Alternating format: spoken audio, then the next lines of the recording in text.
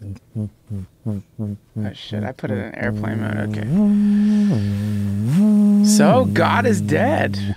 He is? No, he Why is. did you say that? He is. What about a bunch of people that had a birthday cake for God? They're like, well, what the fuck do I do with this now? And it's infinity candles. Do you know how fucking badass Nietzsche felt when he said that for the first time, where he was like, God is dead, when it meant something? Like, now you say it and people are like, whatever, who cares? Yeah, no shit. But like back then, it was like a nuclear bomb going off. The declaration, God is dead. Do you not understand? He's dead. When did Nietzsche write that? I don't know, man. I don't actually, I have no idea. It must have been the 1900s or so. I don't know when Nietzsche was around. It's he's in my Carl Jung pile. Well, I'm always like, one day I'm gonna really get into his work. Oh man, he's good because he gets into your fucking head, man. Because he Carl Jung will get in your head, but it's more subtle. Whereas like Nietzsche, like you're reading. You ever read any Philip K. Dick? Yes. So you know how like you're getting on top of 1882. Wow. With Philip K. Dick, he was kind of crazy, but he was a genius. So when you read his fiction, it's like you stop reading it and you feel a little crazy for a second, because something about the way he's writing just isn't normal. There's something off, man. Nietzsche, it's the same way. It's like when you stop reading him, you're gonna like spend the next few days like, fuck. Or like Burroughs. Yeah, same thing. Yeah. Outsider artist, kind of like. Yeah, I remember reading some of Burroughs stuff and thinking like, I might get high just reading this. Yeah. You know, like Naked Lunch. That was him, right? Wasn't that? Yeah. Terrence McKenna, the same thing. Oh yeah. You just start tripping when you start reading his writing. Like you just start tripping. God, I wish I could write like that, man. You could. How dare you? Well, I mean, you would have to spend a lot of time writing. If that's you're all gonna, it is. Yeah. That's the only thing that's holding you back. Yeah. Is the amount of time that you would have to spend writing. But And I think reading. you would love it. You would enjoy it. You know, McKenna had some fascinating books. Food of the Gods. He had some crazy fucking theories that he pitched that I've seen scientists, like especially the doubling of the human brain size one. That was a really fascinating theory that he had. That he connected it. I'm not sure if he was right in terms of the climatological data, but his contention, for those of you aware of it, was that monkeys had come down from the trees and they experimented with new food sources, and they started flipping over cow patties to get the bugs, because that's what they do. And along the line, they discovered psilocybin mushrooms. Yeah. And he thinks that the grasslands, the rainforest becoming grasslands, the changing climate led to these chimps, these monkeys, whatever our ancestors were, led to them becoming more experimental. And that it could be coincided with a bunch of different things that they know about mushrooms, or it could be sort of confirmed with a bunch of different things. One with that mushrooms increase visual acuity. Yeah. And they've shown this like in actual tests with real scientists who are experimenting with it. Who was the guy? There was one German guy, a straight guy too, that experimented with this. God damn it, I'm trying to remember his name, but he had a really funny line. What do you mean the straight guy? Straight guy meaning he wasn't a drug guy. He wasn't a drug culture guy. I don't mean straight like homosexual, heterosexual. I mean like he wasn't like Timothy Leary or McKenna or any of these guys who are like clear proponents of psychedelics. He was just a researcher. And they had found out that in low doses of psilocybin, like say if you changed an angle, if you had two parallel lines and you made one, just varied it ever so slightly, with the psilocybin, they could tell when the angle was ever so slightly varied quicker than they could naturally.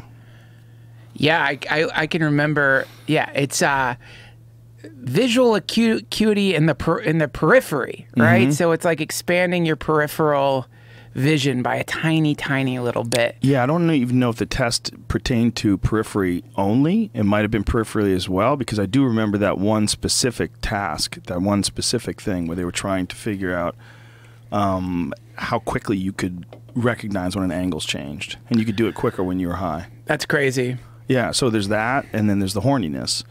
Mushrooms known to make people horny, so that happens. Yes, they are known for that. The creativity aspect of it, there's that, like the tapping into alternative ways of thinking, and that would lead to a lot of innovation, and it's also possible that that it's really possible that psilocybin in some ways is a nutrient. I mean, it's an intoxicant for sure. It's an hallucinogenic, yes, whatever that means. But it might be a nutrient too. It's entirely possible that this increase in visual acuity and this horniness that it gives you, and this connection to nature, and this intense creativity, like you're tapping into a river of ideas and like scooping out buckets of them. Yeah, like all that might also. It might be something that when you're consuming, it's actually beneficial to the body or beneficial to your brain. But if it's having all those crazy positive effects on the brain, it might have like a beneficial long-term effect on the brain.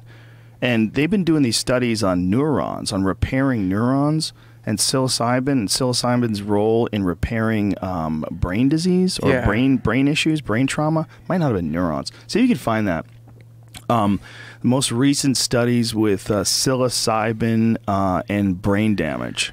And they think it might, in some ways, be able to repair brain damage. Well, if that's the case, what if these monkeys were just eating them all the time? Yeah. And their brains just grew. I mean, what if McKenna was right? Well, yeah. I mean, I think it is pretty a safe bet that monkeys. Monkey isn't the right word. Proto-hominids, right? Who are wandering the plains are going to like. If we're omnivores, we're definitely going to be eating whatever we can find that gives us nutrition, that has nutritional value, especially if you're out on a hunt, you're hungry, the thing you're hunting, shitting, food is growing out of its shit. Yeah. Well, I don't even think they were hunting then. I don't think they could hunt something that big. I don't think they had weapons. What do you mean? I think what they were doing was they were gathering, they were eating a lot of bugs. We were insectivores. I thought his idea was that there's climate change. Mm-hmm. And so we start moving into the grasslands, and then we're hunting bovine animals. We're like, no, I don't think that was the contention. That's what I thought. The contention was flipping over the cow patties. I thought it was that because the thing that you're hunting is going to be shitting things that grow mushrooms. No, I don't think so. I think it was way later when they started doing that. One of the things, here's the study that Jamie pulled up. It says psilocybin mushrooms stimulate the growth of brain cells. Psychedelic mushrooms have already had a reputation for helping people open their minds and broaden their perspectives on the world. Some have shown an ability to combat mental disorders like depression and anxiety, and now research is showing that magic mushrooms can actually help physically rebuild a damaged brain. Well, if that's the case, if it's a case that it can physically help rebuild a damaged brain, maybe over long-term consumption, it can actually make a brain grow.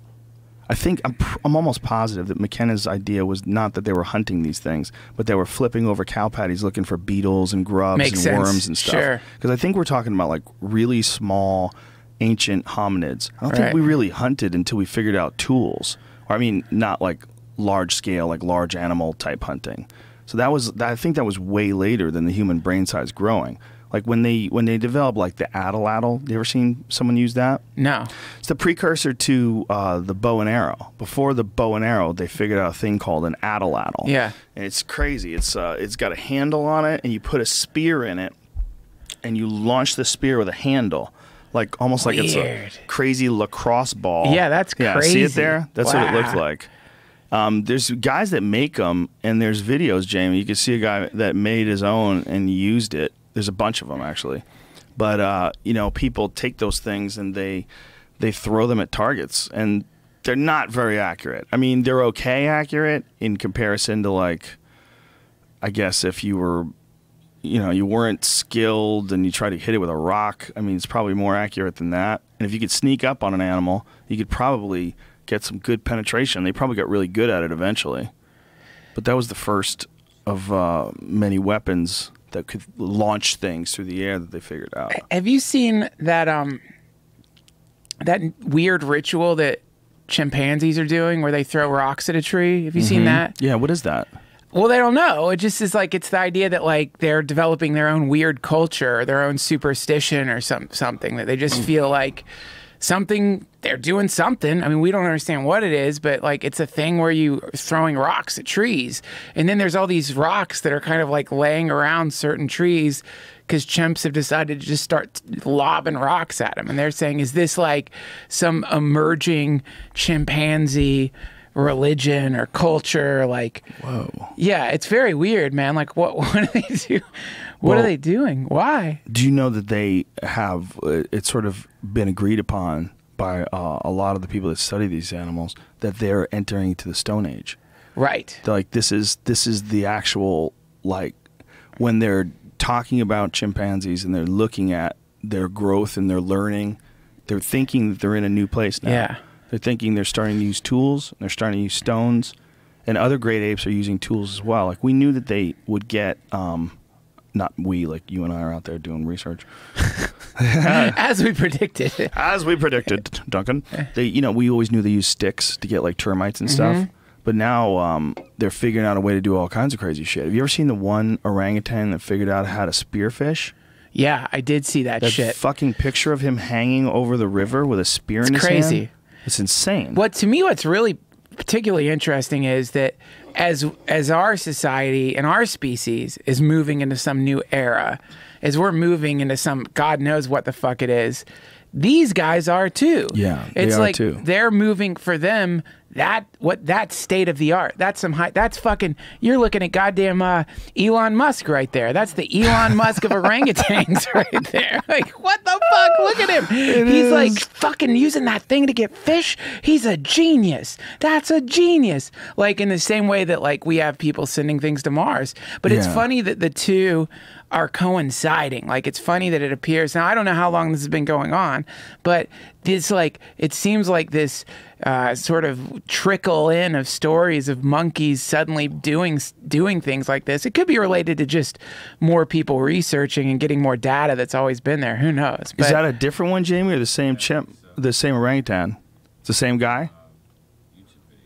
Oh, there's a whole video of him doing it? Oh, look at that. Shit. Funny orangutan fishing.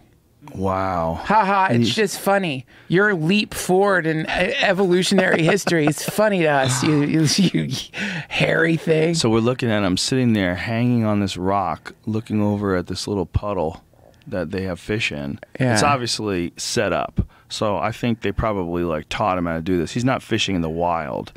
He's like, it's almost like he's getting groceries. It seems like a very small little, like a puddle with fish in it, you know? Like, they just taught him how to do it. They're kind of cheating. Yeah, that's cheating. The other orangutan was doing it hanging over a flowing river. Like, he was really figuring it out as he was going along. Yeah, what's this guy doing? He's like fucking picking at ropes. Yeah, I mean, this is a puddle, right?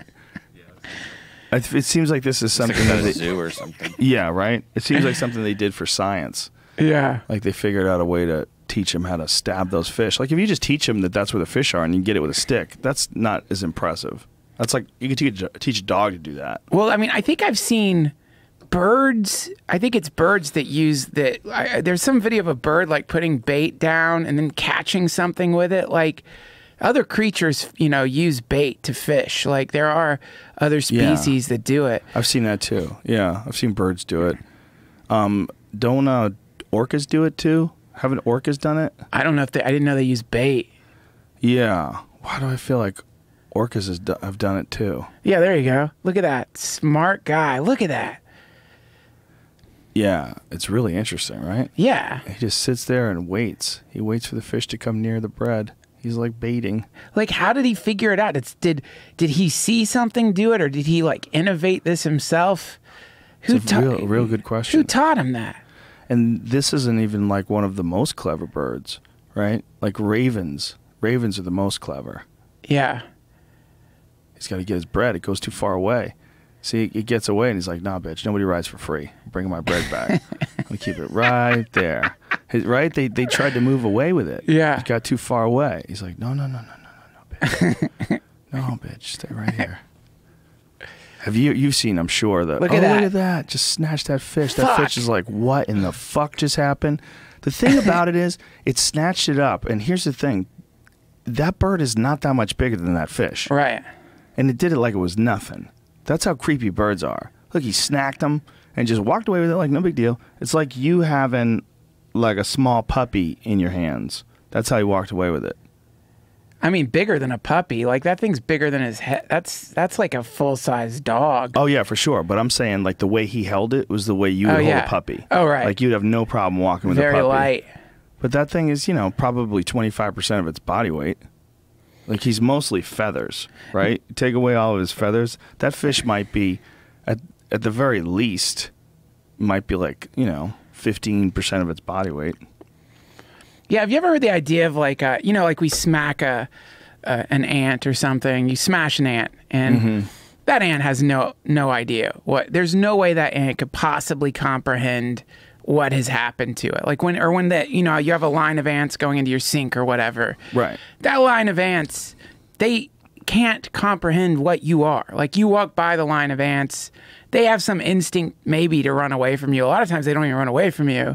You turn the sink on, kill like 30 of them in a second, but they can't, whatever way they use to think, they can't process it, right? So death to that ant, it's going to be processing its extinction in some way that we can't even understand, right? So there's this idea, my friend was telling me that in the same way when a human dies, what we process is like, oh yeah, he got in a car accident, man. What really happened was some kind of like hyperdimensional event that we can only see one tiny piece of that looks like a car accident. The way our minds process the thing being wiped off the face of this dimension is by like, oh, car wreck. But really, there's like all these other levels involved. So it's like maybe some hyperdimensional entity just squashed your friend. And the way it manifested is like, oh, a car wreck. It was a car wreck. But really, no. That's just the way our brains process that event from where we're at currently in our ability to like comprehend reality. People who listen to this going, does that mean I can text and drive? Texting and driving is easy. It's fine. No, that's what when they see you doing that, they smash you. Maybe it's just an accident. What? Maybe death? No, maybe the accidents are just accidents. Maybe it's not a hyperdimensional being putting a squish down on you. I don't know, man. It looks like they're not like that, man. But we don't. I mean, really, we don't know. We don't know. But the same way these chimps are like doing these things that to us seem like pretty cute, really, right. like cute. Right. In the same way, like, there's this idea that we're going to sort of. God, I wish I could remember who explained this. It's like, okay, human existence up until the point of flight was completely based on like getting, like you would climb a mountain and then you could see the ground like you're from an airplane, but that's pretty much it. Climb up a tree, I guess, you get some altitude, you can see this whole new perspective on what things look like from a high place, but you certainly couldn't get the perspective of flying through the air and looking down at all this stuff that formerly in front of you is like looming over you. It's like when I have two little dogs, adorable little babies, but you pick them up and like for you, it's no big deal. But for that dog, it's seeing what's on top of the fucking counters, man. It's like doesn't see that usually. It's looking up at everything. So it transforms its reality a little bit. So flight transformed human reality in this intense way. And now the satellites floating around our planet have transformed it even more. Because we see, oh shit, yeah, we're on a planet. We're like, it's a ball that we're floating around, or a flat Earth, or whatever. So in the same way, the next sort of liftoff is to somehow rise above the time-space continuum, so that time itself becomes an object instead of a thing that we're stuck inside of. That's like the next big liftoff, and that there are already things that see time as an object instead of as a river that we're currently being rolled around in. And for them, we look totally different. So that's like that's what like maybe McKenna was talking about, the idea of the time machine or the singularity or whatever, is that like once we figure that out, I know there's never going to be a fucking time machine. I know it's insane, but theoretically it's possible. People do say it could be possible. Like there is no reason for us to be stuck in the current way that we are. At least that's from the fucking documentary I saw when I was super stoned 4 years ago. Like they were saying you could use like the power of a star or something to. Yeah, I'm trying to remember what German mathematician. It was like a German mathematician that theorized about the a time machine, and that a time machine would have to be, I want to say the machine would have to be like as big as a solar system, right? And have to be spinning at the speed of light, and transversus axis or something like that. That's it. Yeah, something like that. Insane. But it's like, it's not, I mean, obviously for where we're at right now, this isn't a feasible option, right? But if it's possible and we exist in an infinite universe, then why wouldn't things have potentially figured out a way to get beyond the time-space continuum? So, like, we're looking for aliens inside of time and space, or, but maybe there's like the thing that we're looking for. We don't even have the technology to scan outside of past, present, and future, because that's what we're in right now. These things are like way outside of our understanding of what this even is. We can't even fucking see them. Like the ants can't see us. Like we can't even see them. We couldn't talk to them. An ant can't talk to you. I saved a bee from my swimming pool, and I swear to God, it seemed like it was thanking me. Like I pulled it out. How high were you on a 1 to 10? When am I not hot? Is the question. But I pulled the bumblebee out, and I put it down. I was like watching it. It's really cool. It's like, it like dried itself off. It went through this whole thing. It was like watching a dog dry itself off.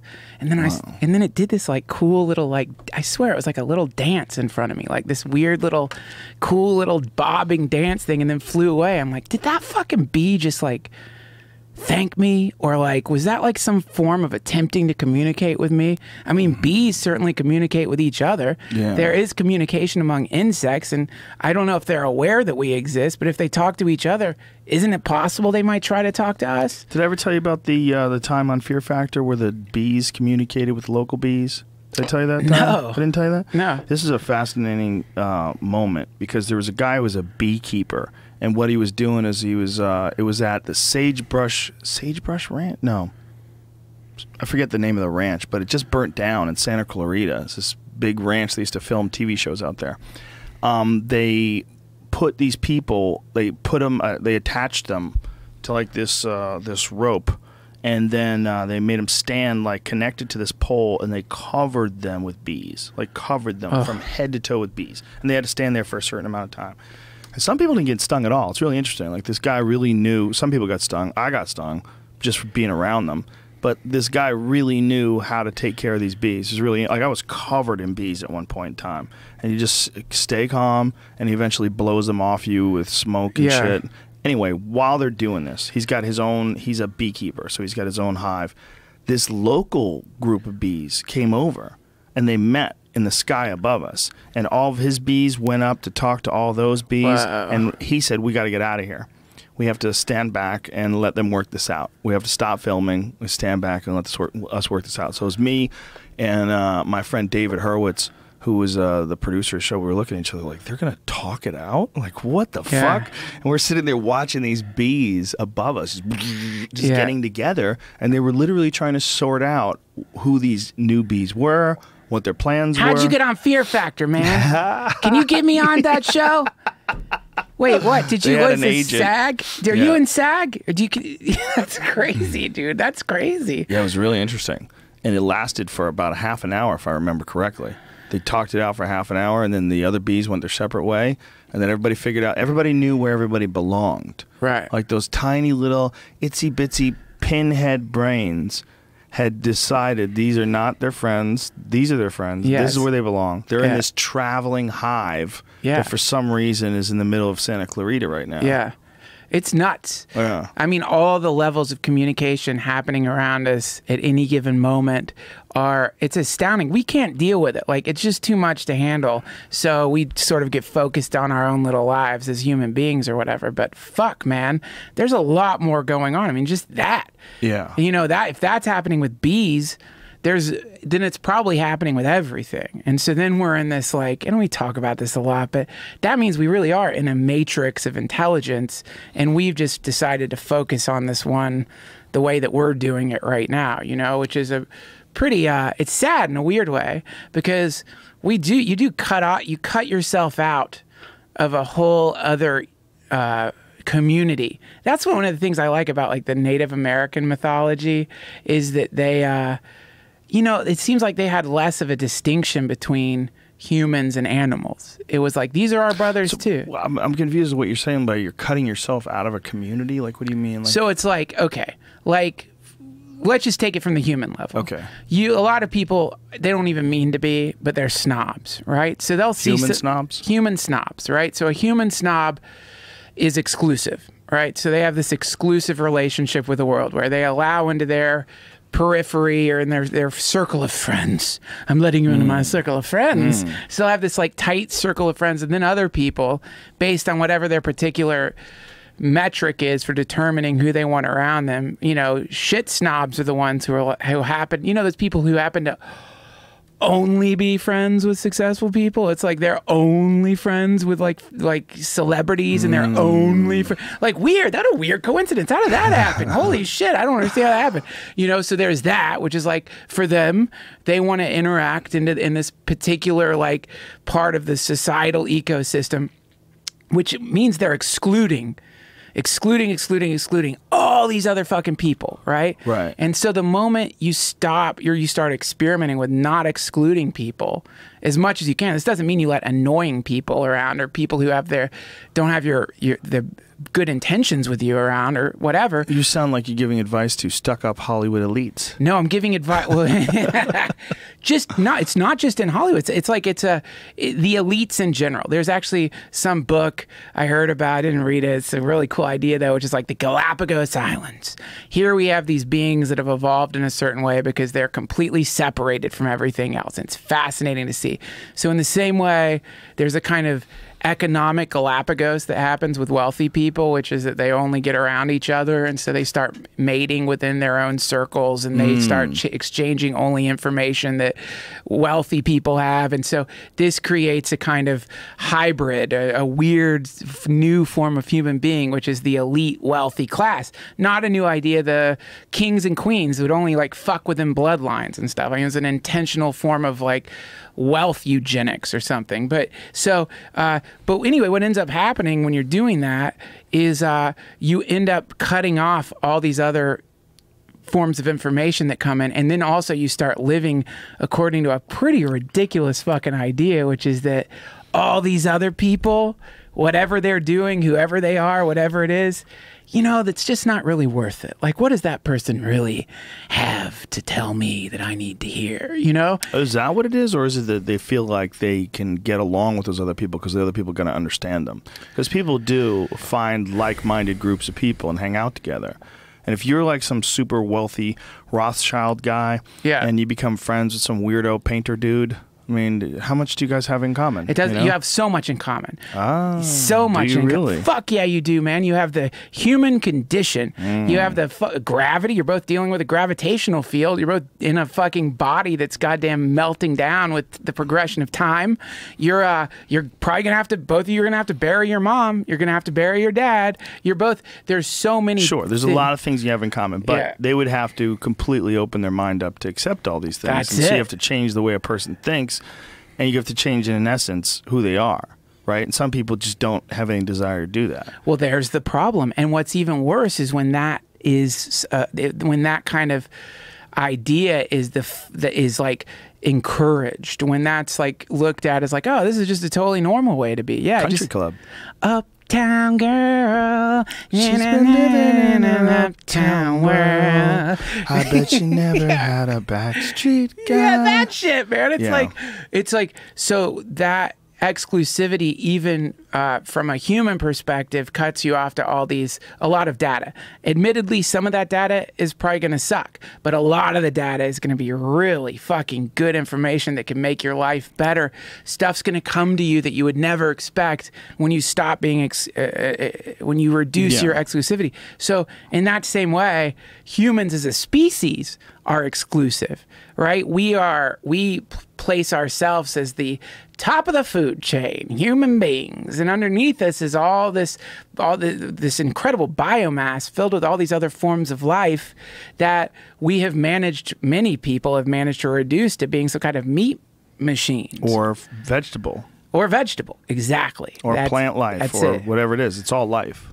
It's all life, and anytime you start talking about like, I'm not positive about this, but I feel like I can communicate with this plant in some way. Like when I'm watering my plants, I swear to God, man, some little piece of me is like, I think they know I'm watering them. Like I think there's an awareness here. I don't know if it's real either, but it does feel interesting. Yeah. I've been in grow rooms before. There you go. And grow rooms are like, it's like you walked into a room full of happy aliens. Yeah. It's really what it's like. It's like, hi, like, hey, how you guys doing? Yeah. Like, it really feels like you're saying hi to all these plants. That's it, man. It might be 100% bullshit. It might be 100% in my imagination.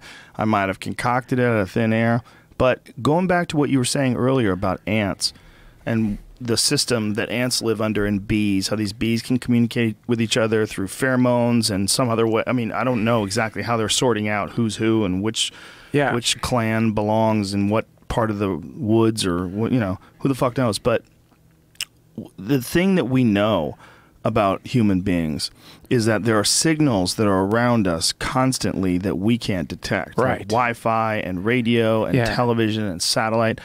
All that stuff is broadcasting around us, through the air around us constantly, and we can't detect it. Right. And we also know that all throughout nature, there's animals that are blind, there's animals that can't see, there's worms, there's all sorts of things that have no idea you're there, no idea that you're watching television, and there's no idea that you're about to get in your car. They don't even know what the fuck a car is, because they don't have the senses to detect it. Yeah. Why would we assume that we hit the fucking bonanza with the senses and we've got it all down? I don't know. It's ridiculous, right? It's ridiculous. There's probably, like, I mean, I don't know what those quantum physicist guys are up to. I think, didn't they say they were up to, like, they believe there's more than 30 different dimensions now? Yeah. They used to think it was 11, and now there's some schools of thought that it's like 30 dimensions. Yeah. Who the fuck knows? It could be infinite. But the point is, these could be worlds that are in our midst. Yeah. They're just in a non-physical sense. That's the same way ideas are non-physical, the same way imagination is non-physical, the same way, like, you know, certain forms of communication. You're just saying something to someone, right? I'm looking at you, I'm telling you I love you, and you're my friend. Yeah. It's a non-physical thing, but it gives you a physical reaction, like, oh, thanks, man. I love you too. I'm glad we're friends. That's some sort of weird non-physical energy exchange. That's right. It's not just as simple as, you know, oh, two people showing affection for each other, two friends showing each other love. No, there's something else going on too. That's it. Yeah, there's an energy exchange. There's both people get happy. When I tell someone I love them, I get happy too. Yeah, they get happy. The whole everybody boosts up. It's like a very underrated thing, telling your friends that you love them. Yeah. Oh, it's shocking. Like when you're not even supposed to do it. But like, again, because we live, so much of what we live in is like very advanced, but so much of it is like ridiculously barbaric and primitive. Oh, yeah. That to tell your friend you love them can be a shocking moment. Ari Shaffir still stammers. It's so weird. I go, all right, I love you, dude. He goes, yeah, I love you too. Gotta go. Joey Diaz, you know I love you, dog. You know I love you. Yeah. Joey's like the most loving guy of all time. Eddie Bravo's a very loving guy. Well, we know a lot of loving people. Schaub's loving. I think we are love. And the thing that I've been thinking lately, or just playing around this idea, is like, what if... I have all these different versions of it, and I don't quite know the right way to get it out. But like, so imagine like directly behind you is a window that opens up into a universe where everything's made of love, right? And you're standing in front of the window, blocking that light, right? You're standing in front of the window. And so like the human condition, again, this is just a thought experiment, and admittedly a very high thought experiment that I had, but I can't get it out of my head. So, and I've heard Ram Dass give different versions of this too. But so the idea is like, here's this window opening up into this alternate, I don't even want to call it an alternate universe, the actual universe. I guess it's kind of like Plato's allegory of the cave too, but you're standing in front of this fucking window, blocking the love. Your ego is, right? Your ego is. And so the more opaque your ego becomes, the more you allow yourself to become less and less of a thing stuck to anything at all, the more the light from that universe shines into this one, right? So when you're with someone who's like, I love you, I really love you, they've gotten over their ego enough to let the light from that window, they've kind of like managed to let that light shine through them for a second into this dimension, which is why it's so shocking.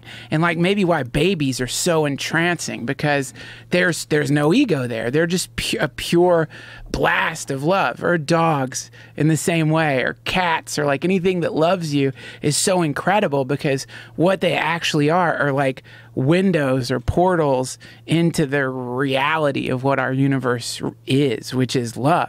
And so if you're blocking the window, then that means that like you're mostly living in a world of shadows. Like a person who's like very egotistical is like living in a shadowy world. Dude, you spent way too much time at Burning Man. You fried your brain. I didn't spend enough time at Burning Man. You fried your brain. You're talking windows and love and letting things through. Let it in, man. Let love in. Let it in. When are you starting your cult? What? Can I join? I want to join yours. Can we join each other's?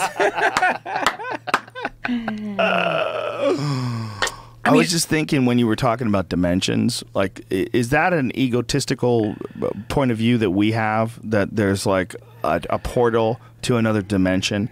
And is it really just that these dimensions are constantly around us? We just don't have the ability to access them. Like they're there all the time. Yeah. Maybe that's like legitimately why no one, like the Fermi paradox, you know the Fermi paradox? Which is if there's so many stars and so many planets, where are all the aliens? Where's the fucking aliens? Maybe they don't. Maybe they get so smart that they never do that. Like maybe no one does that. Maybe we're like in this rudimentary thing. Like these stupid fucks they're still making metal dicks and trying to fuck the sky. Yeah. They're shooting rockets up into space. Yeah. And they're landing people on these. They're still doing it that way. Like they lack the ability to transcend space and time and to just pass through other dimensions. It's like as a species, we're like a crazy person in a bus station, staring at his hand and being like, where are the aliens? I don't see the aliens in my hand. When it's like all he has to do is look up and he's surrounded by it. And you know the ultimate mind fuck when it comes to the time travel, right? No. The ultimate mind fuck when it comes to time travel is that one day they are going to have a time machine. And it's probably likely. It might take 100,000 years. Yeah, right. Who knows how long? Think about, when was the first tool? Like, what was it, a couple 100,000 years ago? I don't know. I think it was. I think the first tools were somewhere around. Anyway. I have to look at my calendar. I'm not sure. So, from the first tool to now, a couple 100,000 years, I think. From now to a time machine, if we stay alive, if we don't blow ourselves up, we don't get hit by an asteroid, if we keep improving, they're going to figure it out. And the day they figure it out, what becomes crazy is then all time travel from any point in the future to that moment is possible, and to any place else on the scale. See, the idea is that you can only travel where there's a road. So once the time machine is invented, time ceases to be linear and everything happens all at once. Right. Like literally anyone can come back to any point in time and go back and forth. You could smack someone and then you go back in time before you smack them and kiss them, and then go back in time and smack them, and they'll go back in time and kiss them. You could pull their pants down. You could pull their pants up. You could do whatever the fuck you mean, you literally could go back and forth in time and it would have never happened. Right. And you'd be communicating with the same person once it happens. So once it does happen and people have access to it, which that access, like everything else, whether it's cell phones or automobiles or anything, the access starts in a limited way where very few people can afford it, and then it becomes worldwide. Did we talk about directed panspermia already as related to time travel? No, I don't think so. So it's like the idea... Directed panspermia, I mean intentional. Like, it's a Aliens tricky movie, Prometheus? Yeah, it's like exactly. So the idea is like, okay... So I know this idea. Well, you need the road to travel, so we need to build the road. So let's say I do invent the technology for a time machine, which basically means I have point A. Now I need a point B, right? So the point B, I've got to get the further out the point B is, I guess, the more powerful the time machine would be, right? So. Right. This is the idea of directed panspermia as a means of time travel, is assuming you are the super advanced species, then what you do is you create these genetic, these like, you create like DNA. You create a kind of packaged thing that when it lands in the right environment that you could live in has the tendency to evolve into a technological civilization that will build a time machine that is actually point B for your time machine. So you release from your planet just infinite blasts of this DNA. And you know that when it lands on the right, and the seed finds the right soil, it's going to grow into a technological tree that at the end of its growth is going to flower with your point B, the end of your time machine. So if you were this kind of interstellar traveler, then for you, you would send these seeds out into time, and then the moment a time that they got to the point where they built a time machine, for you it would seem like it happened instantly. There's your point B.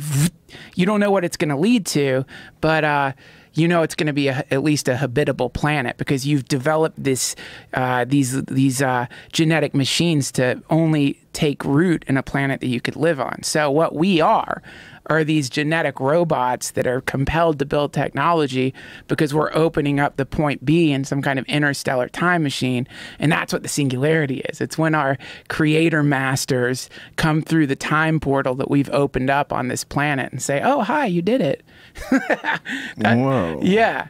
Yeah, it's pretty interesting. It seems like it works. It seems so science fiction-y, though, that if we really got to a point, like imagine if our civilization had gotten to a point where we could transcend space and time and travel through the universe and go to any place at any point in time and even drop the seeds of life on a planet and sort of, what is that term that they were going to use on Mars where they what is it called? What's the term when you take a planet? Terraforming. Yes, thank you. And that they had done this. Like, and then they're going to come back like the Silver Surfer and fucking like, what? I don't think so. I think we're them. I think we are them. I don't think there's anything else. This is what I think. And I think this is a ridiculous way to look at it too, because I don't know and I'm talking shit. Sure, me too. But I think it is entirely possible that we're number one, meaning that we're the first. We're the first? We're the first of all these things to achieve this state. And that when these things achieve this state, they either blow themselves up or they keep going and they become more and more advanced. But I don't think it happens very often. And I might be wrong. I might be totally wrong. But it hasn't happened anywhere near us. So let's pretend that the galaxy that we look at right now that we can see, let's pretend that's the universe. What if we find out that out of this galaxy of hundreds of millions of stars, we're the only intelligent life? Yeah. That drastically narrows the possibility for intelligent life everywhere else in the universe, except for the fact that the universe is infinite, which means that not only is there intelligent life somewhere in the universe, there's a Duncan Trussell somewhere in the universe. Not only is there a Duncan Trussell, but there's a Duncan Trussell that said everything that you said in the exact same order. With every pause, every time you dribble piss on your toilet seat and you go, I'll take care of that later, and you shut the lid, it did that to the exact T an infinite number of times throughout space and time. So, like, not only is there one of you, but there's an infinite number of yous and then an infinite number of possibilities left and right that you could have gone.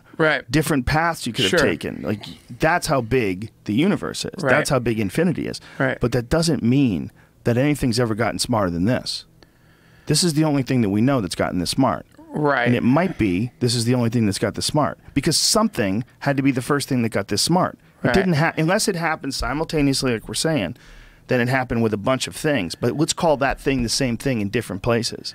It's not like there's a gray alien with big black eyes and a giant head and a little skinny neck that reads your mind and flies through magnetic fields, right? We're not talking about that. We're talking about you and I, this thing. This thing might exist an infinite number of times all throughout space and time. But let's call it this one thing.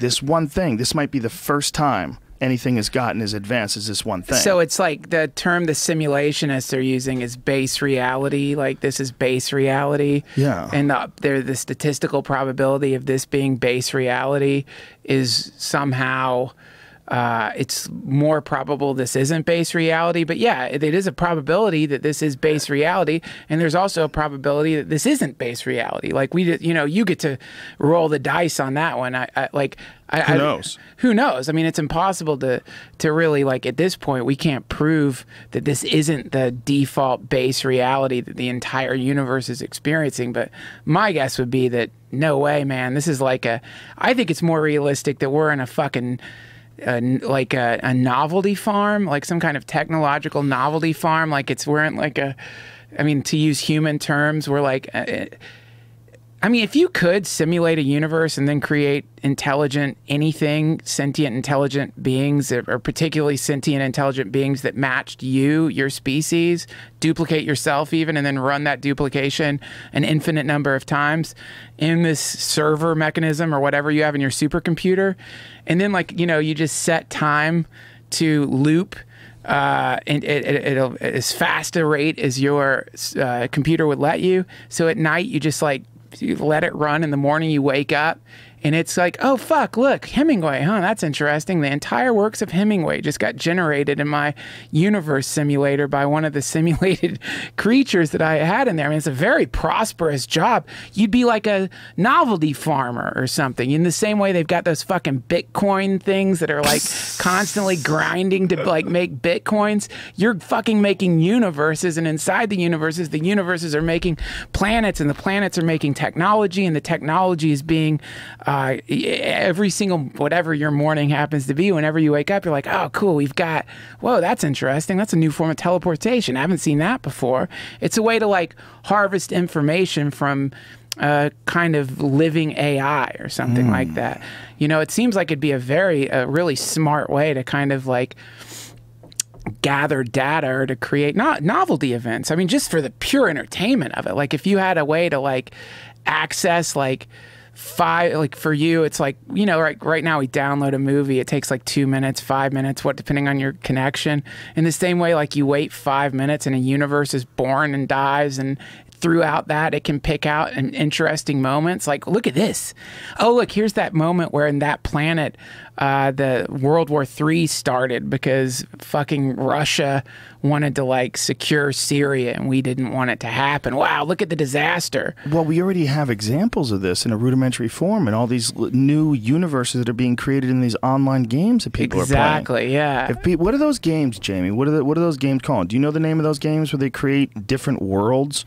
Like, oh yeah, it's called procedural generation. You're talking about the No Man's Sky, the game that everyone got angry about. Why'd they get angry about it? Well, they got angry about it because the summation of the anger is just because something is gigantic doesn't mean it's entertaining, right? Oh. And so you end up getting in this kind of like feedback loop, because if you're going to procedurally generate an infinite or a semi-infinite universe with all these different planets and stuff, then that means you need an AI that you can procedurally generate that's also going to procedurally generate, you know, what we consider to be a game, like, you know, interesting storylines, fun things to do. Yeah. It's just, you're just creating things, right? Right. Well, that's one part. The other part that people got mad about is not even apparently, you can see like people got so mad. God, may you never piss off the gaming community. That's like, just like, don't fuck with them, man. Because they swarm, man, and it's vicious and brutal. Like, I was playing the game and really enjoying it for like at least a week and a half, 2 weeks, and I would go on like Reddit, No Man's Sky, and read the comments, and I'd be like, God, you guys are fucking dicks. This game's super fun. I'm having the best fucking time of my... I'm never going to play this again. Like, they talked you out of it? No, in the game, it just suddenly, it's like, wait. It got boring? It got boring, and it got, you know, for me, it got boring. For other people, I know some people who still enjoy it. But you were saying you guys are dicks. Because when I was enjoying it, reading their critique. Right, I get it. But really, it was like reading the critique of gourmet chefs, far more familiar with like where gaming is at. You know, these are people who play games all the time and know it and like have very high expectations. But anyway, the point is, yes, it procedurally generates this incredible universe, but it ends up getting kind of boring or something like that. But yeah, procedurally generate, like we are in a procedurally generated universe that is producing novelty events, which may be in the universe that we are being procedurally generated out of as a form of currency or a form of entertainment or a form of something we don't even understand yet. But all I know is if there was a game called Universe Creator, run your computer and your universe will at some point generate sentient life, that at some point will start generating technology,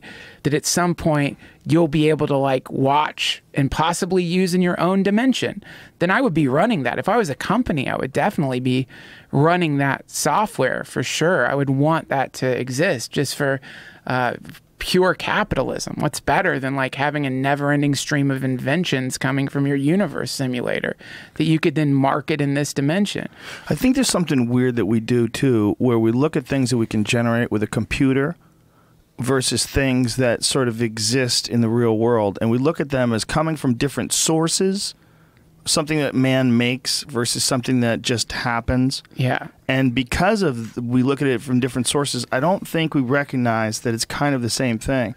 Like, there's a long process from a star exploding to a human being being born, but they're all connected. Right. That star exploding is necessary for the development of the carbon-based life form on the Earth. Right. Right? So the elements that make us, a star had to blow up. Like, there's this long but we don't think of that as like being made because it takes too long. We decide we're going to call it evolution or natural selection. Yes. But by defining any of these things in that way, we've failed to look at the thing for what the thing is. What the thing is, forget about whether evolution's real or creationism is real. That's nonsense. That doesn't mean anything. Like, whatever is doing it, it's doing it. Yeah. And it's doing it from a star blowing up to a person talking about a star blowing up to his friend. Yeah. Like right now. Yeah, that's right. This is all made. Like, whatever you've made has been made by this process. Right. Any great painter, any architect who's built the most incredible buildings, you were made. This whole thing is made. Right.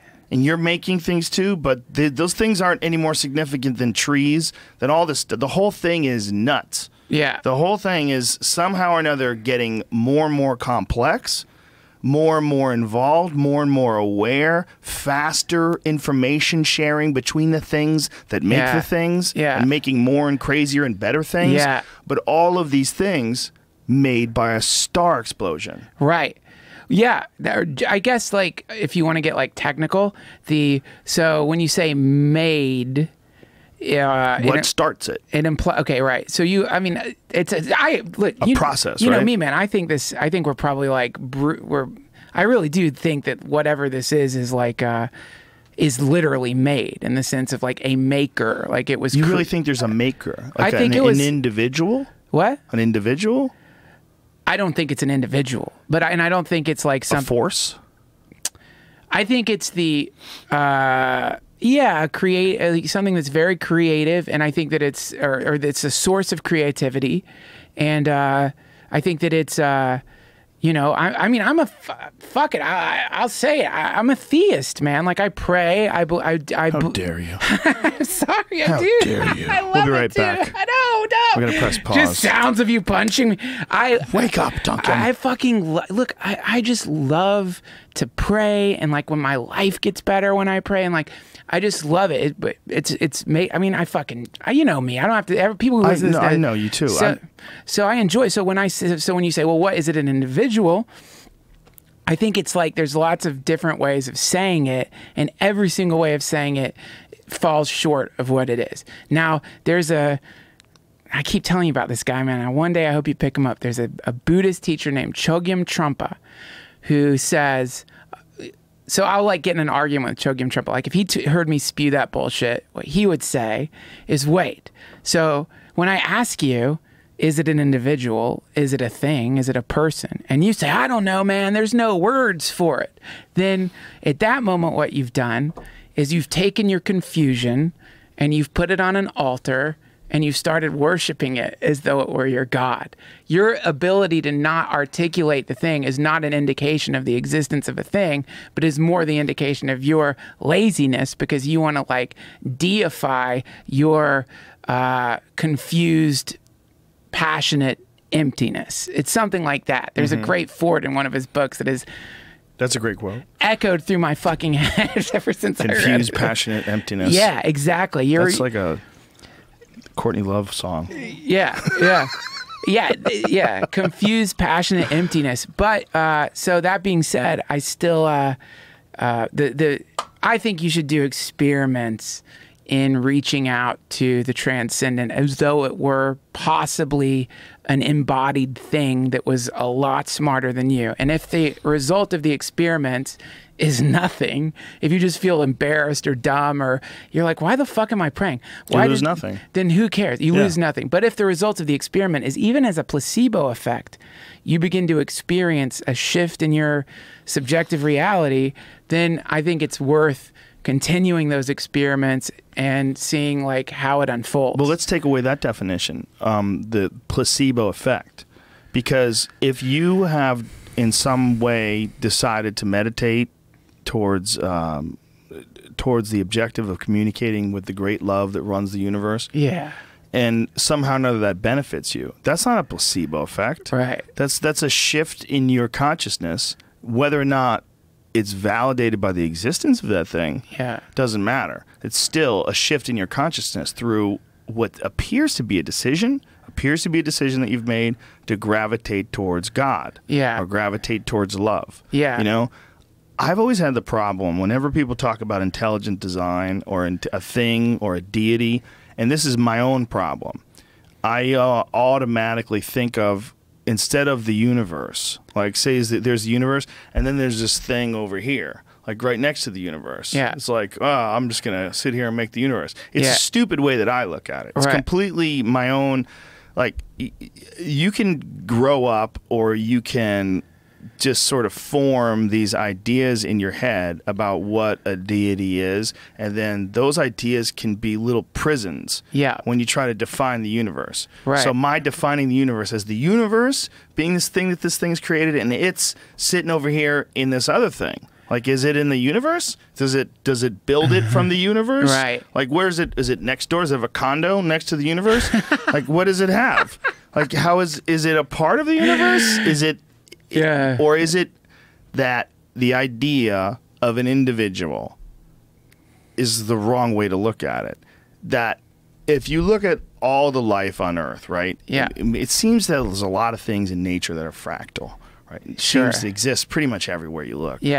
And when they start looking at subatomic particles and you realize how deep they can go and how small they can measure things, and then you look at the size of the universe itself, you look at the size of galaxies and black holes and just the vastness of space and the ability to measure. I think they measure 13 point something billion light years since the Big Bang. All that madness, all that craziness that they're trying to.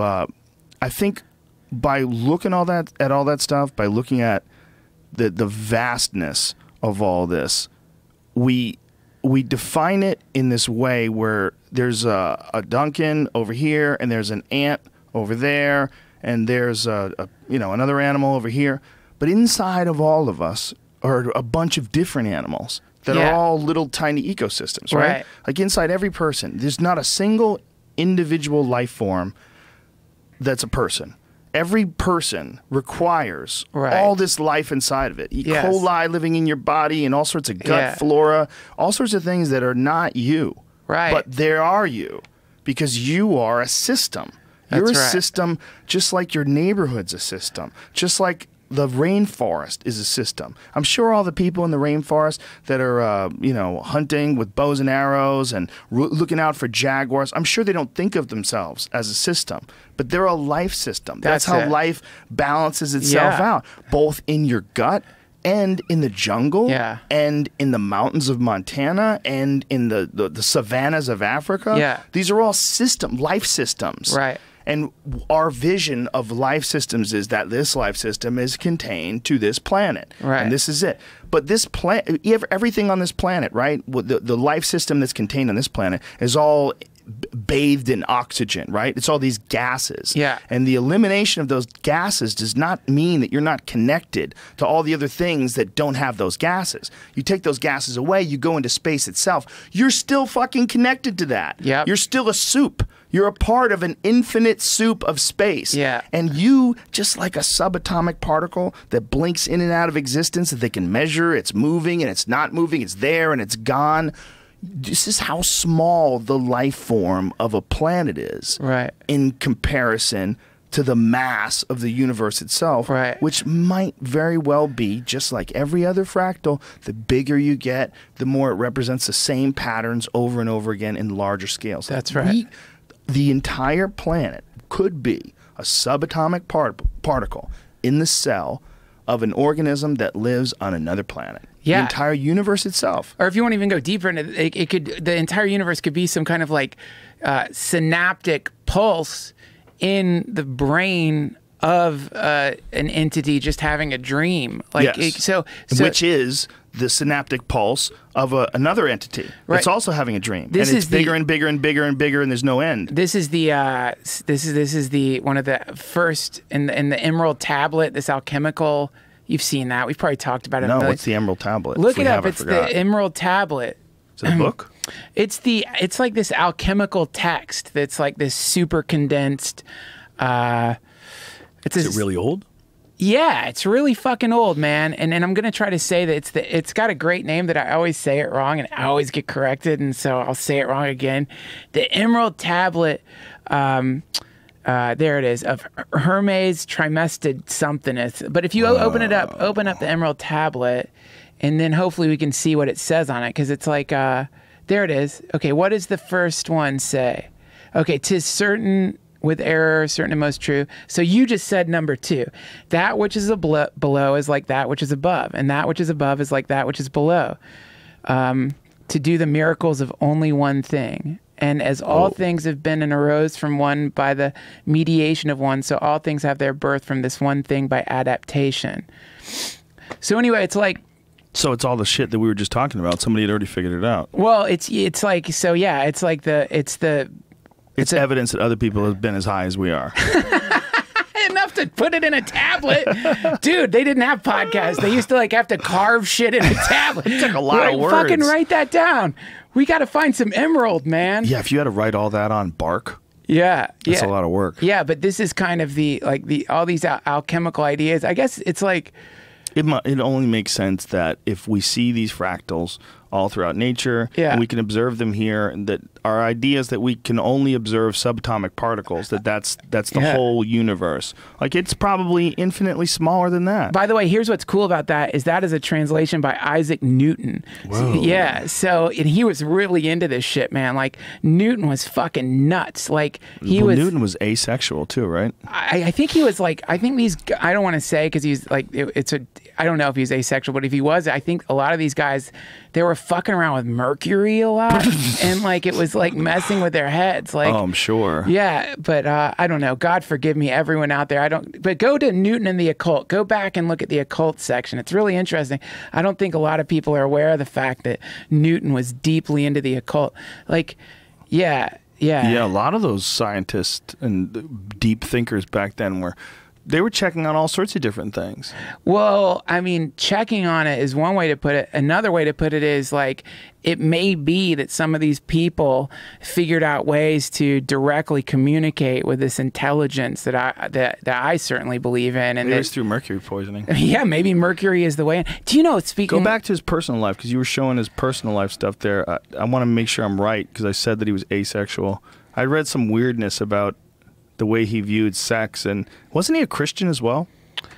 Like pretty hardcore Christian. I don't know what kind of Christian he was. Like that's a whole other. I mean, Christian's Newton, a big word. Never married, although he was once. What does it say? Once claimed that he is. Although it was claimed that he was engaged. Newton never married. The widespread belief that he died of a virgin has been commented on by writers such as mathematician Charles Hutton, probably a hater. Economist John Maynard Keynes, hater. And physicist Carl Sagan. How dare you, Carl? Well, thank God. I just said it. So fuck me. You did say it. Why are you talking shit about Newton? Not even talking shit about him. I'm just fascinated by individuals that are brilliant beyond the norm. Like Tesla, who was also like a weird guy sexually. Yeah. Fell in love with a pigeon. Yes. You know the whole deal? Yeah, I know the deal. Completely out of his mind, but yet insanely brilliant. Beyond. Insanely brilliant. I think that's what happens is like and by the way, we call them out of their minds, where meanwhile, like, what are we doing that makes any fucking sense? Exactly. Like, they're crazy. I got it all figured out. Look what I'm doing. I'm sitting in a fucking podcast studio talking about the infinite universe. It's like, we're all like the idea that there is a kind of pattern that's like, oh yeah, That's the sane pattern right there. Well, I think these people, they do make contact. And I think, we talk about like, one of my favorite, I think you told me this, Joe, one of my favorite UFO conspiracy theories is that Roswell was a real alien crash, and that we can chart the evolution of technology from the Roswell alien crash, that technology is actually some kind of alien virus that came in through Roswell and is now spreading through history now. Yeah, that's the most popular conspiracy theory when it comes to the creation of like the transistor. Bell Laboratories, which is in New Jersey. There's an Air Force base outside of Bell Laboratories, and Bell Laboratories is supposed to be where they examined all the parts that they took from the UFO, and they flew it to Wright-Patterson Air Force Base, and then they took all the stuff out of it. It's so fantastic. Dude, one of the many things I love about you, man, is you are like the Library of Congress for this stuff. Whereas in my mind, it's just like a murky swamp when I try to remember. It's like if I pull, you can in detail expound on these things. You like photographically memorize them. I think it's really cool. And so therefore I know that you were the one who told me this. And I think about it a lot. It's a really cool idea, but I think it's funny because for us, we're like, okay, the way we would get technology is by a metal craft shooting into the earth, and then we're going to take that and make technology. Whereas I think the real alien encounters that happen throughout history, the UFO encounters, a UFO, for lack of a better word, a UFO flies through the consciousness of Isaac Newton.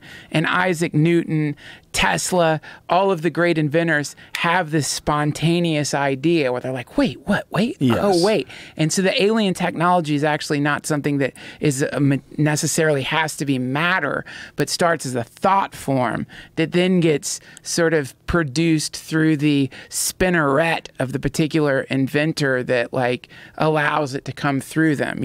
I said this very thing in an interview today. The very exact thing. Cool. Because we were talking about ideas possibly being a life form. Right. Ideas being a form of, like, creativity and ideas being a form of life that forces the change on an environment, forces the change in a civilization. They come from ideas. The ideas, creativity is responsible for everything, including this microphone, the internet connection, the building we're in, everything we're wearing, everything, the car you drove to get here, all of it comes from the imagination, from ideas, and from creativity. And the initial burst of imagination comes from where? We don't know. It might be a life form. It might be as much of a life form as a physical thing, like a person. Or it might be the, so like a plane, or, like a, I don't know, you see it's never actually happened to me, but like a plane flies too low and like the fucking trees, or like when a helicopter's landing, the trees blow, people have to hold their hands to their ears, right? So maybe when these like transcendent objects enter into our time-space continuum, shit tons of people start having the very same idea or different like brilliant ideas that are actually just the sort of impact that this craft as it passes through our planet or passes near us or whatever that means from the dimension that they're in. Maybe that's the impact that it has on our consciousness, is the sudden origination of these incredible ideas that end up creating massive shifts in our society. That's because if you look at like Tesla, where he got his ideas, and I don't know about Newton, but a lot of great inventors, it's not like their ideas came as they were sitting at the whiteboard calculating and then they had a eureka moment. It's like they had dreams. Well, Tesla literally was claiming that he was getting some information from space. Yeah. He thought he was getting information from space. That's right. Yeah. I think you're onto something. John Lilly too. Mm-hmm. Well, he was so fucked up all the time, though. Yeah. How does he know it's space? Lilly was shooting intramuscular ketamine and then climbing into an isolation tank all the time. Yeah.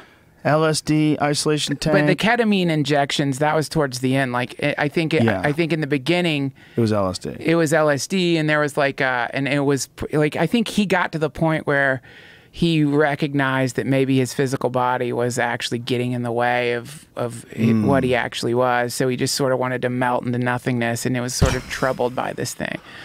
Whoa. Yeah. He was like, I got to keep coming back to this fucking thing. He was ready to get out of it.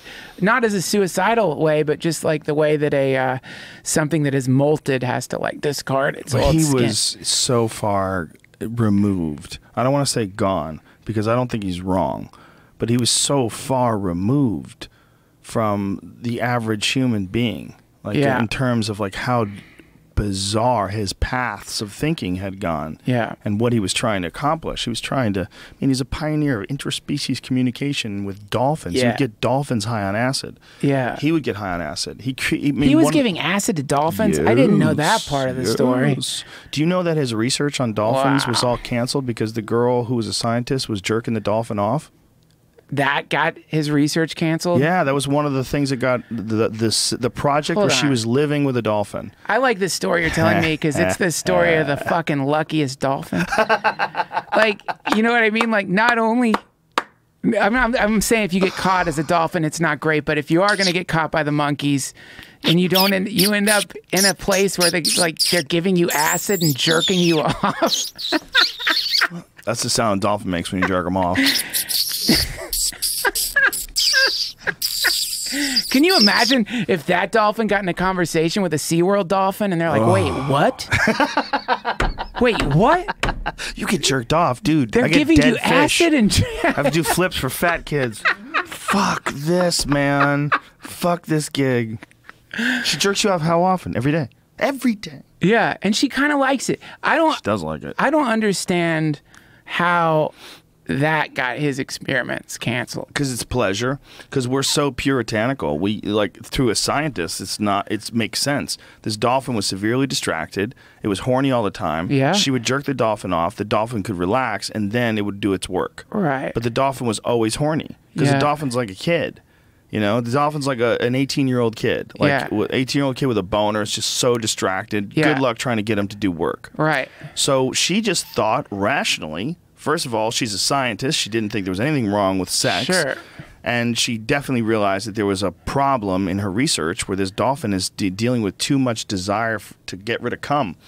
So she whacked him off, and got back to work. I mean, it's a very smart and pragmatic way of looking at it. The problem is she told people about it. Like over cocktails. You know, it was her fucking boyfriend who ruined it. Like she was like, so anyway, I jerked off. What was the dolphin's name? It's a good question. I bet like when he came to visit her at work, like he started getting a vibe that she was jerking off the dolphin. Like it was looking at him weird. Yeah. No kidding, right? Yeah. Like, can you fucking imagine? What a bizarre. And the other thing is the dolphins, they were trying to get dolphins to say human words. Yeah. But they can't, they don't have any lips. Right. So they can't make those sounds. So they would do their best to make something close to it. Yeah. But, you know, they have those high, piercing, shrieking sort of sounds that they can make. Do you know, man, she's, even the thing, here's what would have happened. If they could have gotten the dolphin to talk, they would have canceled it because the only thing it would say is, jerk me off again. Jerk me off again. Wait, what did it say? Jerk me off. Have you seen the video? I don't mean to change the subject. Have you seen the video of the crow telling someone, fuck you? No. Do you know that video? If you look it up, it is so fucking funny, man. Like this guy, he doesn't insult the crow, but the crow really like snarks him. I hope you can find the crow literally says, fuck you? Look at this. Watch this. Come here. Talk to him. Hello. Hello.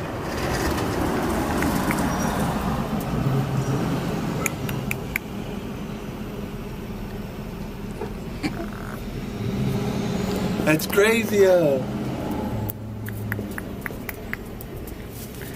gonna come sit by you. That's crazy. I don't hear anything. Watch.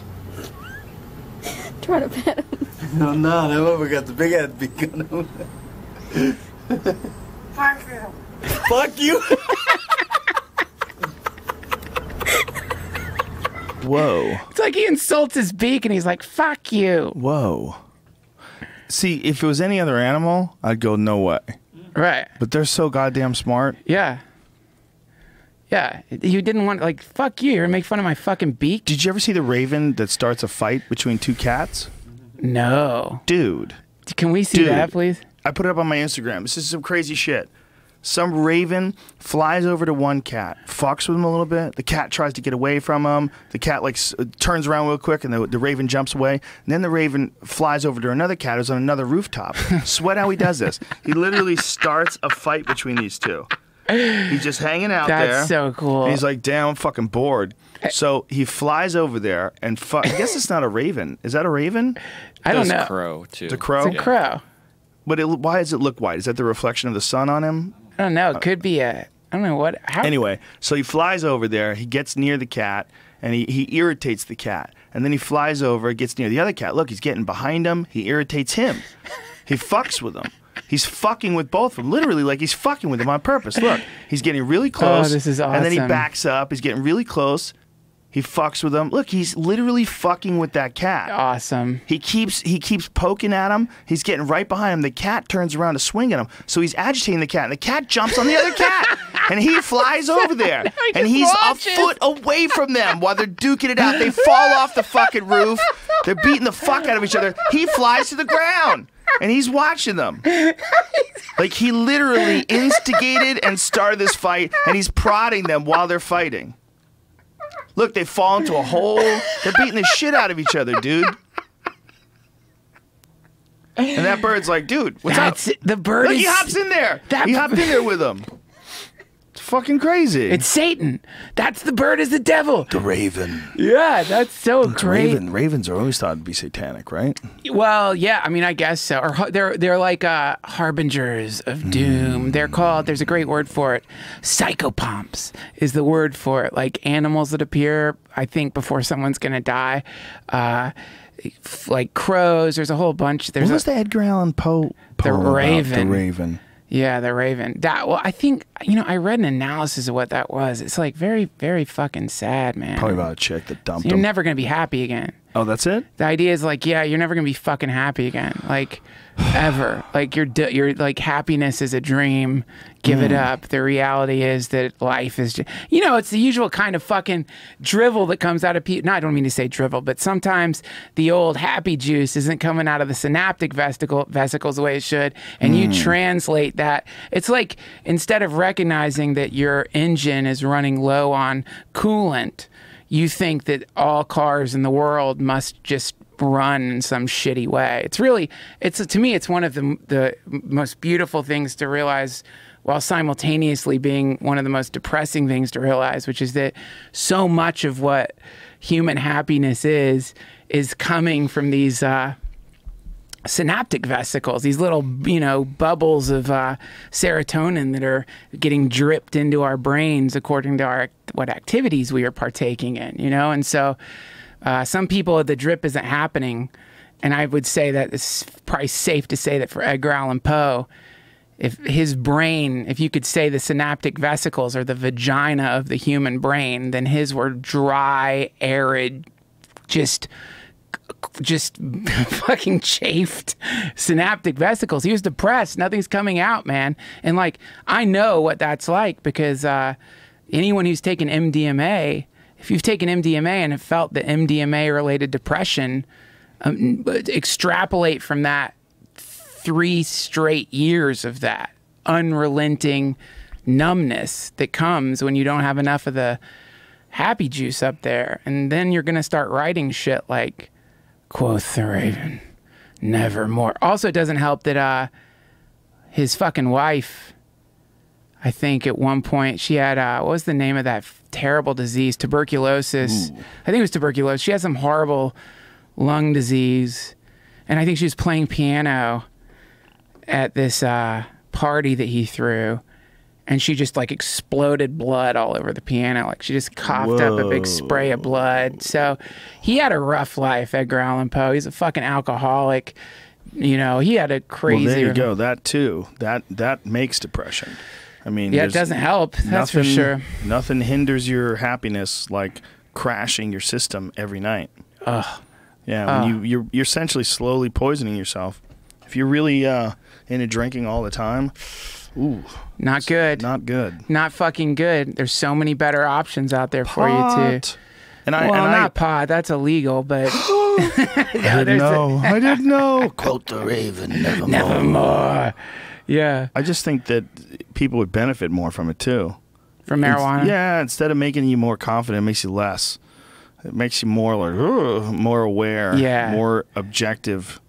It just makes you, it's a nicer drug. It's a nicer, like, in terms of its effects, in terms of the behavior of people that are on it. It's just a way nicer drug. I gotta tell you, man, like, I mean, all this fucking shit coming out about Hillary Clinton. The thing that really bummed me out the most, man, was that fucking, she's like anti-marijuana. Like that really gets to me, man. It's like, God damn it. Cause like I was going to do for her, like the pragmatic Clinton vote, you know, like, well, Trump seems like a, you know, fun guy to hang out with at a party. Don't want him around my nuclear weapons. Like Hillary Clinton seems like you know, oh God, just like the ultimate politician, like the super evolved ultimate flower on the goddamn bush of politics. Like she's, but God, so fuck it, I'll write in, fuck it, I'll check Hillary Clinton. And it's like, God damn it, like she's Gary Johnson. What? Gary Johnson. Gary Johnson makes sense. I mean, he doesn't know shit about Aleppo, but he doesn't know shit about a lot of things. I'm sure that he's going to have to learn if he becomes president. Do you really think that? Is that really your? Donald Trump's been paying attention to that? That's who you're endorsing. I'm endorsing him more than anybody else. That's who you're going to vote for. I'll write in you. How about that, bitch? Don't write in me. Write in bag of tarantulas. Write in bag of tarantulas. That's what I'm writing in. I'm not writing in bag of tarantulas. That all right, ridiculous. Fine. But I do think that can only talk about this nonsense so long, but her insistence on working towards marijuana and making sure that marijuana stays a Schedule I drug. Yeah. It's not just disappointing. It's traitorous. Yeah. Traitorous, that a word? Yeah. No, that's not right. I mean, it's bigly traitorous. Make it What's the word? It's not traitorous. Shitty. Traitorous. You could say traitorous. Sounds wrong. Sounds like a dinosaur. A traitosaurus. Hillary Clinton's a traitosaurus. But I think it's not just not doing your job to serve and protect us and to lead us. It's not only is it not doing your job, it's doing the opposite of your job. You're doing something for profit, and you've made a connection, and through influence, you've decided to do something that you know for sure doesn't help anybody. It keeps people in jail. That's all you need to know. The keep people in jail part. That's all you need to know. Yeah. More people were arrested from marijuana than for all violent crimes combined. That's so fucked up. It's insane. But that's the problem, is that it's a business. There's a giant business in arresting people and putting people in jail, keeping people in jail, enforcing laws. There's a business in that. It's a huge business. We don't want to think of it as a huge business. But anytime a huge business drops off, and it's going to drop off, if you're in that business, get out now, because you're like Blockbuster Video, you motherfuckers. Right. You're not going to make it. You mean the prison business? Yes, the prison business and the drug business, the DEA business, the arresting people for marijuana business. Anybody who's in the arresting people for marijuana business, you might as well be selling Betamax. I hope you're right, man. You can't. It's not going to work anymore. You can't keep arresting people for something that everybody does. But if just like they had to give it up with alcohol. But if she's saying, if like the next president, she's definitely going to be the next president, is saying that she's going to continue this prohibition to the bankers that were paying her to give a presentation, then, and this is the person Obama's endorsing and Bernie Sanders is endorsing. It's just like, look, I don't know. The more I look into all this shit, the more confused I become. Like I tried to like go a little deeper into it, like looking up the Clinton Foundation and then like checking out the charity websites that like talk about the Clinton Foundation or give it a rating or whatever. And it's like, well, it definitely doesn't, there's a lot of misinformation coming from both sides, but the one I trust, only because they're like a left-leaning, super liberal website, the Huffington Post there's an article in there saying the Clinton Foundation's gross is the name of the article. And basically it says the foundation itself, if you look at the tax returns, since it's an operating foundation, all the bullshit about how they're only giving like 6% or 10% of the money to charities is wrong, because they are doing shit. They are doing stuff. The foundation goes into the world. It has worked with AIDS. So you can't villainize the entire foundation. But what's fucked up is the Clintons, when they go to give talks to people who then donate to the foundation, they get paid, and that money's separate from what goes to the foundation. So when Hillary Clinton goes and like gives a speech, and then they donate to the foundation, the amount they pay her for the speech doesn't go to the foundation. Exactly. That goes to the Clintons. When Bill Clinton... And it's hundreds of thousands of dollars for an hour speech. Yeah, right. So that's where it's like, that's where the corruption is. And apparently there used to be some kind of law that if there was even the appearance of corruption in politics, then you had to change your operating procedures. But that apparently got changed in the Supreme Court or something. So now you can, yeah, it's fucking crazy. It's crazy. It's crazy. And like last night at the debates, man, when they asked her about the WikiLeaks shit, which is real, like it's however the information got obtained, it really doesn't fucking matter. Right. But I mean, it matters. But the issue is The information itself. yeah, right? So when you watch that feint where she's like, you got it from Putin.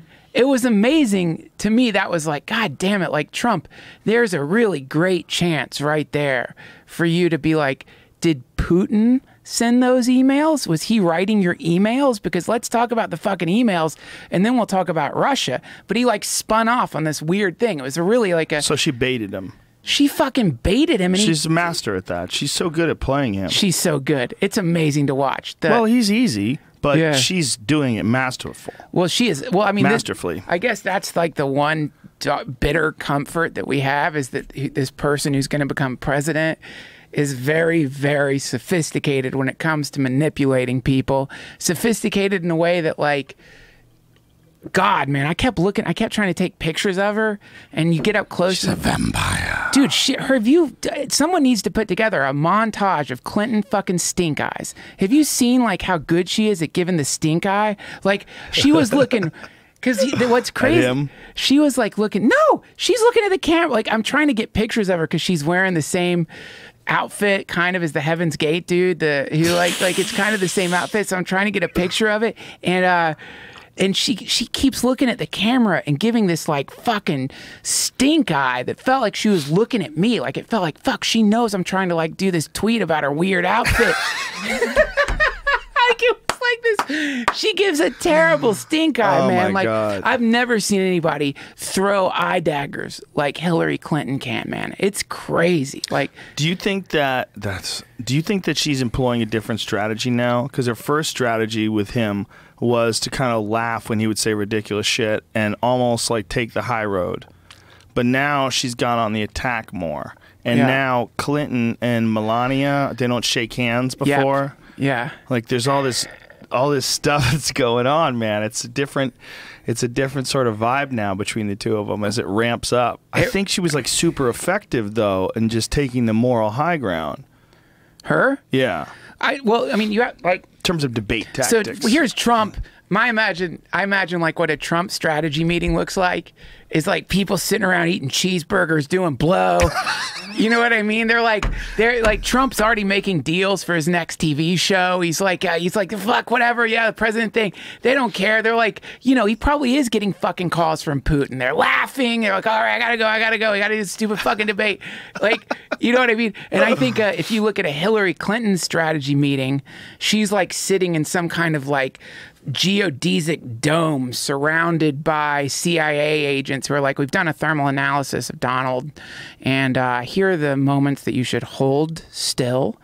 And at this moment, we recommend that you say this, and then this, and then this. Like, she goes through the whole... They're like, he's definitely going to bring up the WikiLeaks. Here, according to our psychological analysis and also some of the DNA data we got from one of the cheeseburger crumbs that fell out of his fucking mouth at one of these rallies, is like, he's going to react to this. And, like, she just memorizes it in a kind of alien way, sits there, and just does it. Like the fighters, I'm sure. Like, I remember when you were like... When I realized... Because I don't know... At the time, I didn't know anything about fighting. But then you were explaining how, like, they have these insanely deep combos. If this person does this, they have all these moves, like 19 moves deep that like that's incredible. So I think she's like that. Like she has like, if he does this, you do this, and if he does that, then this, and then that, and then that, and then that. And they've done it all with like a government team of psychologists who have fully analyzed him and know how to fucking set him off. And she did it last night. She did it in every single fucking debate. And it's not like she's the one who's coming up with that. She's got a team of the smartest, most manipulative people on planet Earth who baited him in to the fucking elections in the first place. You saw that email, right? Where they picked the 3 candidates that they wanted to empower, you know, or to like build up, which was Trump. What's his name? Ted Cruz. Ted fucking Cruz. Because he's also a fool. Because he's a fool. And the other, the sweet guy, the doctor. Marco Rubio? Not No, Rubio. Ben Carson. Carson, you know? So, like, they picked the 3 biggest fools. They're like, all right, let's pump them up. They pumped them up. The king of the fools made his way into the fucking president. Somehow, they're like, are you fucking kidding? We got Trump? We got fucking Trump. We got Trump. Trump. Hold on, let me go to the Trump file. Oh my God, listen to this audio of him talking about grabbing fucking girls. She's like, okay, great. Let's use that. Hold on to that for a while. Yeah, we'll do that on the day that's a before the bomb second dropper. debate. Yeah, let's do that in the day before the second debate. Oh my God. You know what I mean? I think they gave it 2 days. Yeah, 2 to days really to build. simmer. 2 days to build. And then, of course, they were probably working on, like, you know, months leading up to it. They're like, let's find every single person that claims Donald Trump groped them or that were groped by Donald Trump. Or anyone who's willing to claim Donald Trump groped them. Yeah. Anybody who wants to get on TV. Yeah, yeah. How you guys feeling? But I have a feeling, I mean, I don't know for sure, but my guess would be that if you wanted to find people who said, yeah, Trump grabbed my pussy, it wouldn't be that fucking hard. It's not like you're looking for Bigfoot.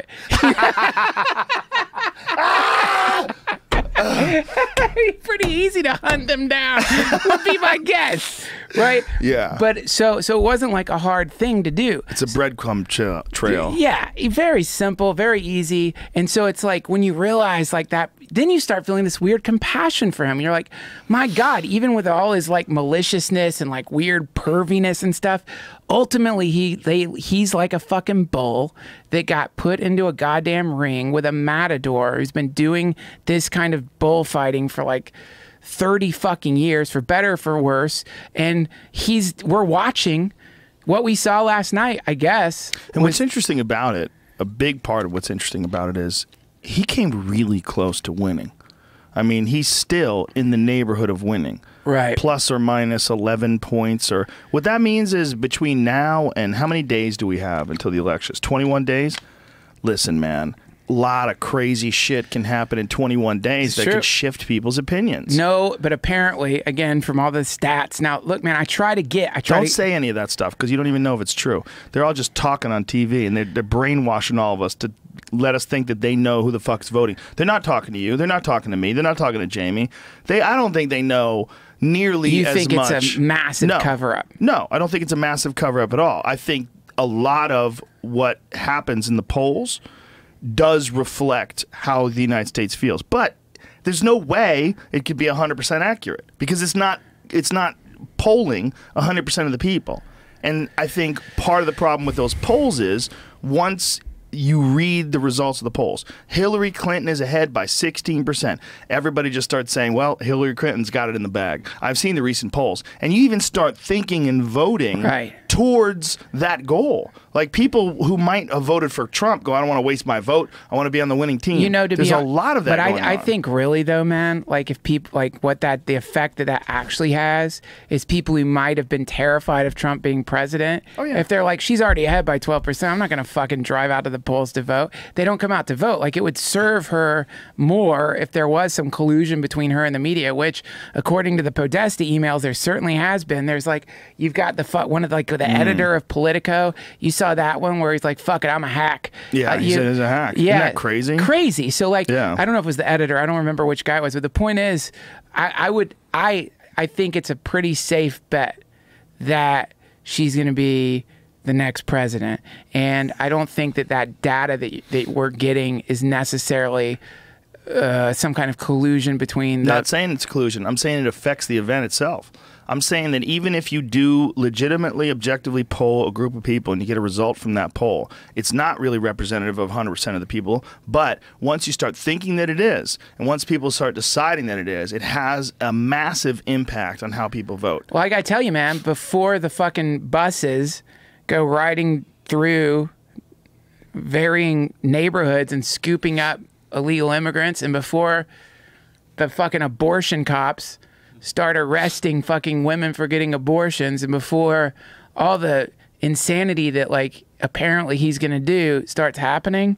Who's he? Trump. That if he gets elected, if he gets talking about arresting people for abortions. Yeah, he said that women should be like punished for. That's one of his many fuck ups. Is he was like, yeah, women should be. There should be some punitive legal shit if women get a legal abortion. That's real? Look it up. You can find it. It's like famous. Yeah, look it up. Whoa. Yeah, he's like, yeah. He really said that? Well, you look it up. There's a whole thing. Jamie's gonna look it up. Look it up. You're getting look crazy. at the fucking data. You're getting very worked up. Graphs. I didn't know that he had said those words. That's a crazy thing to say. He said there should be some arrest someone for having an abortion. Not for having an abortion. It's like for you'll see. It's like enough that like she mentioned it at the last debates. Well, yeah. I mean, it's hard to say too because a lot of his positions on things, are off the cuff. Like maybe he hadn't even considered it. Somebody brings something up and he talks about it. And definitely he doesn't have, off the fucking cuff. Yeah. Trump. He said he was I'll let you read that. Okay, let me read it. Go back up. Go back up, please. Trump abruptly reverses course, says women should not be punished for abortion. So what did he say? What were you have to look it up. What was the station? There's been some sort of there has to be some sort of punishment, he said, for women who receive unlawful abortions. Yeah. I have not changed my position, Trump said in the statement. He said he was referring to doctors who perform illegal abortions, not women who receive them. That's okay. what he said in the statement. I understand. Okay, so he still believes that doctors who perform illegal abortions, there should be some sort of punishment for them. All right, well, that's not the same Well, he thing. wants to reverse Roe versus Wade. Like, does he? Yeah. Does he? He said that last night. He said he would put in he said he would try to put in 3 Supreme Court justices that would be on that side of the decision, so it would automatically get reversed. Was like, I think his exact words almost. Man, that's so tricky.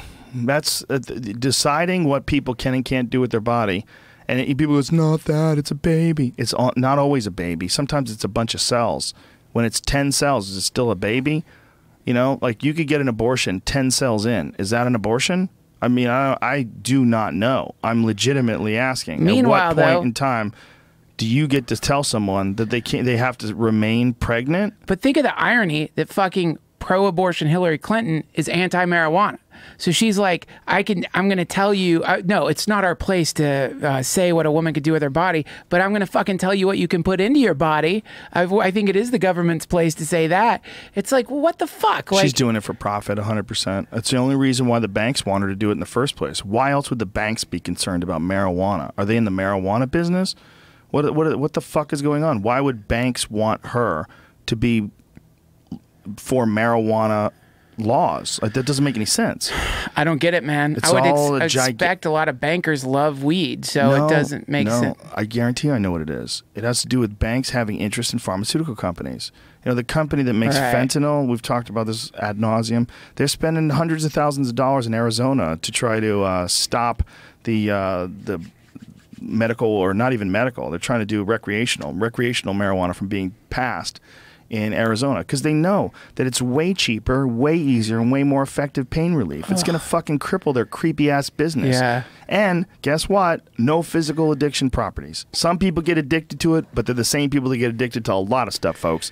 And it doesn't mean there's like physical addictive properties to marijuana. There's not really a mechanism for you to get physically addicted to marijuana the way you can get physically addicted to painkillers. Look, even if there was, it's not the government's place to say you can't do this. Like, it's especially while they still have pain pills and they're taking money from these pain pills. Right. Oh, it's so gross. What a fucking mess, man. It's like, just to, like, the dream is, like, man, can you imagine if the fucking Republicans had come up with just a normal dude? Like, if they just somehow come up with one normal guy, like just a non-religious nut, and somebody who like doesn't have like a checkered past, just to kind of balance guys like, well, we need to work on the economy. Like Mitt Romney without the Mormon shit. Yeah, if they had just come up with that, they would have won by a long shot. A long shot. It's like this was the perfect chance for them to get somebody in, but it didn't happen. They couldn't do it. Like their whole system was so screwy. It's sad too when you hear some of the because by the way, man, here's a news flash: not all Republicans are bad. Like people think that. A lot of them have like some great fucking ideas. Smaller government, not a bad idea. But when you like hear some of the frustration from like my fucking dad, man, he's a lifelong Republican. He's a vet, and he's like dismayed by all of this. Like he looks at it from the perspective of someone who's like seen so many different election cycles, and to look at like it boiling down to debates that have turned into the fucking Jerry Springer show. Literally. Like this is a fucking guy who like spent 2 fucking years in Vietnam by choice because like he thought he was gonna fight for his country. So these things mean a lot to him, and it's like to see this fucking barely, and at least in the debates that I've seen, you see barely anyone talking about the fucking veterans. Like no one's fucking talking about the fact that the VA's fucked, or that like some of these people aren't getting any of the medical care that they need. It's like crazy. They're up there fucking talking about Trump grabbing pussies, or like Hillary Clinton's fucking stupid foundation. What about the fact that like people are blowing their goddamn brains out all over neighborhoods across our country because they made the decision to like go over and fight in fucking Iraq? And more people have killed themselves than have died serving. Yeah, what about that? Why are they more veterans have killed themselves than have been killed in war. Can you imagine like that's insane. I have never What is the numbers? I would like to know how much more it is. More veterans have committed suicide than have died in combat in these wars. That's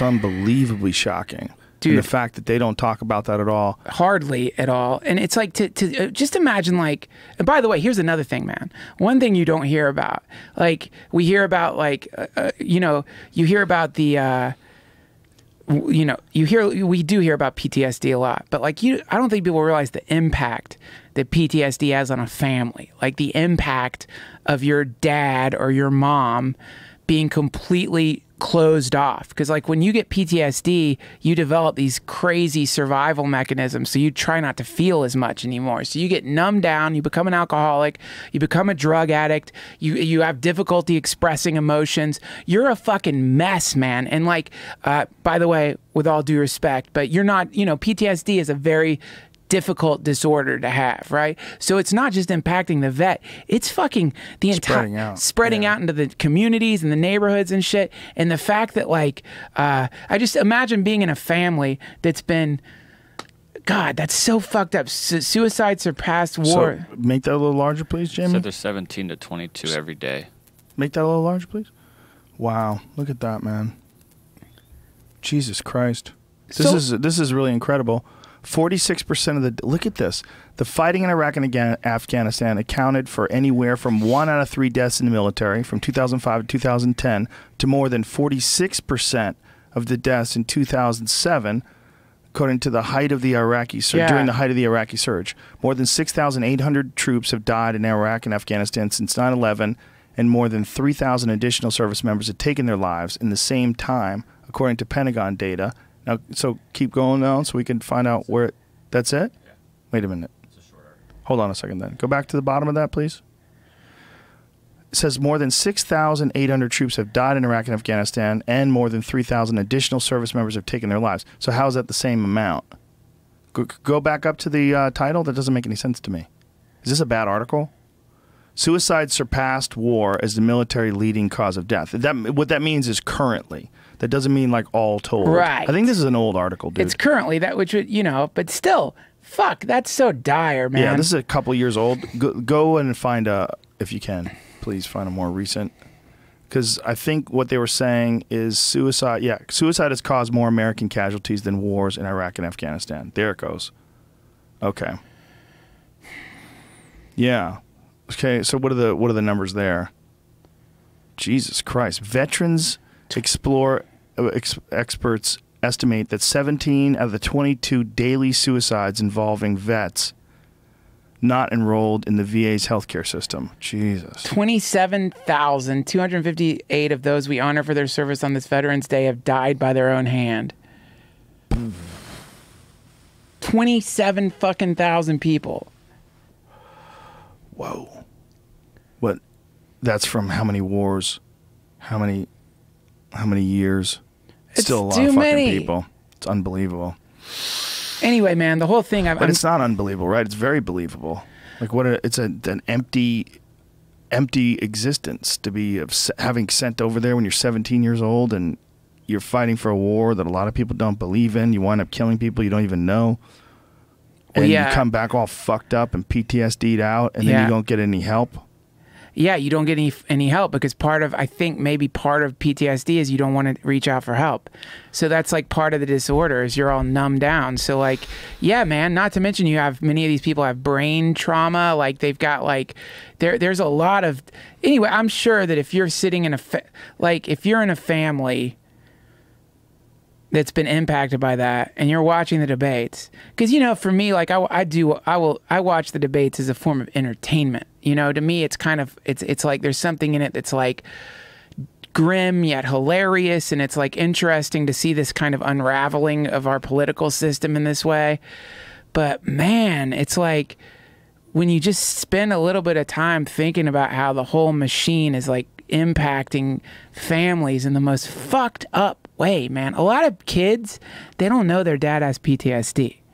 Like they don't even know why their dad is drinking so much or is acting angry or unpredictable or seems fucked up. They don't even know it. They just think that's how dad is. And then they they begin to imitate that behavior, and then the next thing you know, you've got like this like echo of this terrible thing that war is echoing out into our communities and into our into everything, man. It's just, I imagine when you're watching the debates and you're realizing that these two people are spending, I don't know what percentage of time talking about that. I don't know what the percentage is exactly that they've talked about veterans at all, but you probably start getting really, really, really depressed when you're like, well, I guess that was just a bunch of bullshit that we did out there for real, because these guys are barely talking about it. It's just a weird popularity contest for them to get into this position of power. That's all it is. And they're saying whatever is popular in the moment. What's popular in the moment is grabbing pussies and email scandals. I mean, that's what everybody seems to be focusing on, because the war has been going on for so long, the people almost got numb to it. And if you drudge that up, it's not going to get the same emotional sparks, the current event spark that we love. We love a current event spark. And right now, the current event spark is grabbing pussies and email scandals. I went back and forth the other day during the debates, post-debate, from CNN to Fox News, CNN to Fox News, CNN to Fox News, just listening to the different sides and how they talk about stuff. It's so bizarre. Yeah. It's so bizarre. I mean, you never are more aware of the fact that propaganda is being projected in your way. Yeah. Just blatantly, unapologetic propaganda. The CNN people aren't even remotely considering the impact of the controversy with the Clinton Foundation, this WikiLeaks stuff that's come out about the bankers and her trying to keep marijuana an illegal drug and keep Americans imprisoned, therefore, because of it. Yeah. None of that gets brought up. Nothing. Not a thing gets brought up. The idea that 30,000 emails were about yoga classes, how much does this bitch take yoga? Right. How is that even possible? Dude, I've been doing jiu-jitsu for 20-something years. Yeah. I don't think I have 1,000 jiu-jitsu emails that I could delete. Right. I don't even think I have I might have 100. I might have 100 or 200 jiu-jitsu emails that I could delete. How the fuck is Hillary Clinton, non-physical Hillary Clinton, with her bite suit on, that crazy space outfit on, how is you're trying to pretend that you're doing yoga all the time? Yeah, come on. That's insane. She's not doing yoga. Also, like this sinister thing they did, apparently John Kerry manipulated Ecuador into cutting off Assange's internet connection. About that. You know, so it's like on top of that, they just like shut him down. They're like, so like our country was able to manipulate another country to shut the internet connection off of a guy. It's like, you know, you hear about how like, who's the new leader of Korea? It's Kim Jong-un, right? Il was the first, Un's the second. So like Kim Jong-un, the South Koreans, they like put propaganda weather balloons into North Korea, and I guess the North Koreans see this shit and they're like, what the fuck? And then like, you know, Kim Jong-un threatens to like shoot nuclear missiles into South Korea for distributing information like, hey, you guys are in a fucking hell bubble over there. You know, the world's not really like that. They don't know that over there. Right. So in the same way, Assange has started like leaking this information to us. It's like, hey, check it out, man. Your politicians, this is how they fucking work. This is how they work. And instead of us being like, whoa, let's reform this system. We got to reform this fucking system, man. You can't do that. Like, even if it is above the board, like, even if what you're doing is above the board in some kind of weird, gray, liminal, legal area. It shouldn't be. It shouldn't be. Let's fix it. Instead, we're like, this is that Vladimir Putin trying to fucking manipulate our elections, which, by the way, are not rigged. How could anyone say that when our politicians are so fucking honest? Why would anybody say that the very thing that makes these honest people rise to power would be fucking corrupt too? So strange, so man. strange, so strange, so strange. And it's like, you know, the reaction we should all be having should not be like, I don't know, anger at Russia. The reaction we should be having is anger at our political class. You know, it should be, and that was Assange's idea, right? That's his idea, is like, if we expose, he wrote this essay, I read an article about it, if we expose the inner workings of our political class, and we show that the level of deceitfulness that is involved in this game of chess, which now people are just saying, well, that's just the way it works. That's how it works in the modern world. You've got to be cutthroat, and you've got to lie, and you've got to trick, and you've got to do all this shit. If we expose them, then what that hopefully is supposed to do is make them reform on their own, or create what he called the idea is you want it to be very expensive to lie. You want to, and also he's created a situation where all of them are living in a terrible world of paranoia, which I think is kind of hilarious, because like Assange has done to Hillary Clinton what the NSA has done to all of us. You know, like he has all this fucking data, and she doesn't know which data he has. She doesn't know what he's got. A lot of politicians have no idea what WikiLeaks has. That's the strategy behind, I think that's the strategy behind the trickling release of this information, is because it's like the Japanese water torture, little drops, so that every day they have to sit and think, fuck, man, did they get those fucking pictures from the Bohemian Grove? You know what the rumors are, right? Do you know the rumors about the release? That there's going to be a bomb dropped on November 1st. That's the super awesome conspiracy rumor deluxe of the day. Wow. That on November 1st, anonymous WikiLeaks, Guy Fawkes himself, someone is going to drop some huge fucking information bomb that's going to make Hillary Clinton like... The rumor, of course, amongst conspiracy theorists is going to disqualify for the election. I don't even know if that's possible at this point, because she got away with that email scandal shit. Like, that email stuff would have put anybody else in jail. Right. I mean, I posted something on Twitter the other day about a soldier who took photographs with his camera on his phone of some inner workings of a submarine, and he's going to jail because of it. Just took photographs. There you go. What she did was infinitely worse. They're both government officials. That soldier and Hillary Clinton are both government employees, right? Right. The only difference being, of course, she's elected. Yeah. That's it. I mean, other than that, I mean, he works for the government.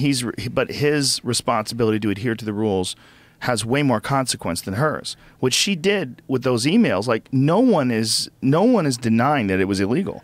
No one is saying it was fine. And her crazy talk about it being 30,000 yoga emails just exacerbates the whole thing. It's like, listen, they're going to find out it wasn't really yoga.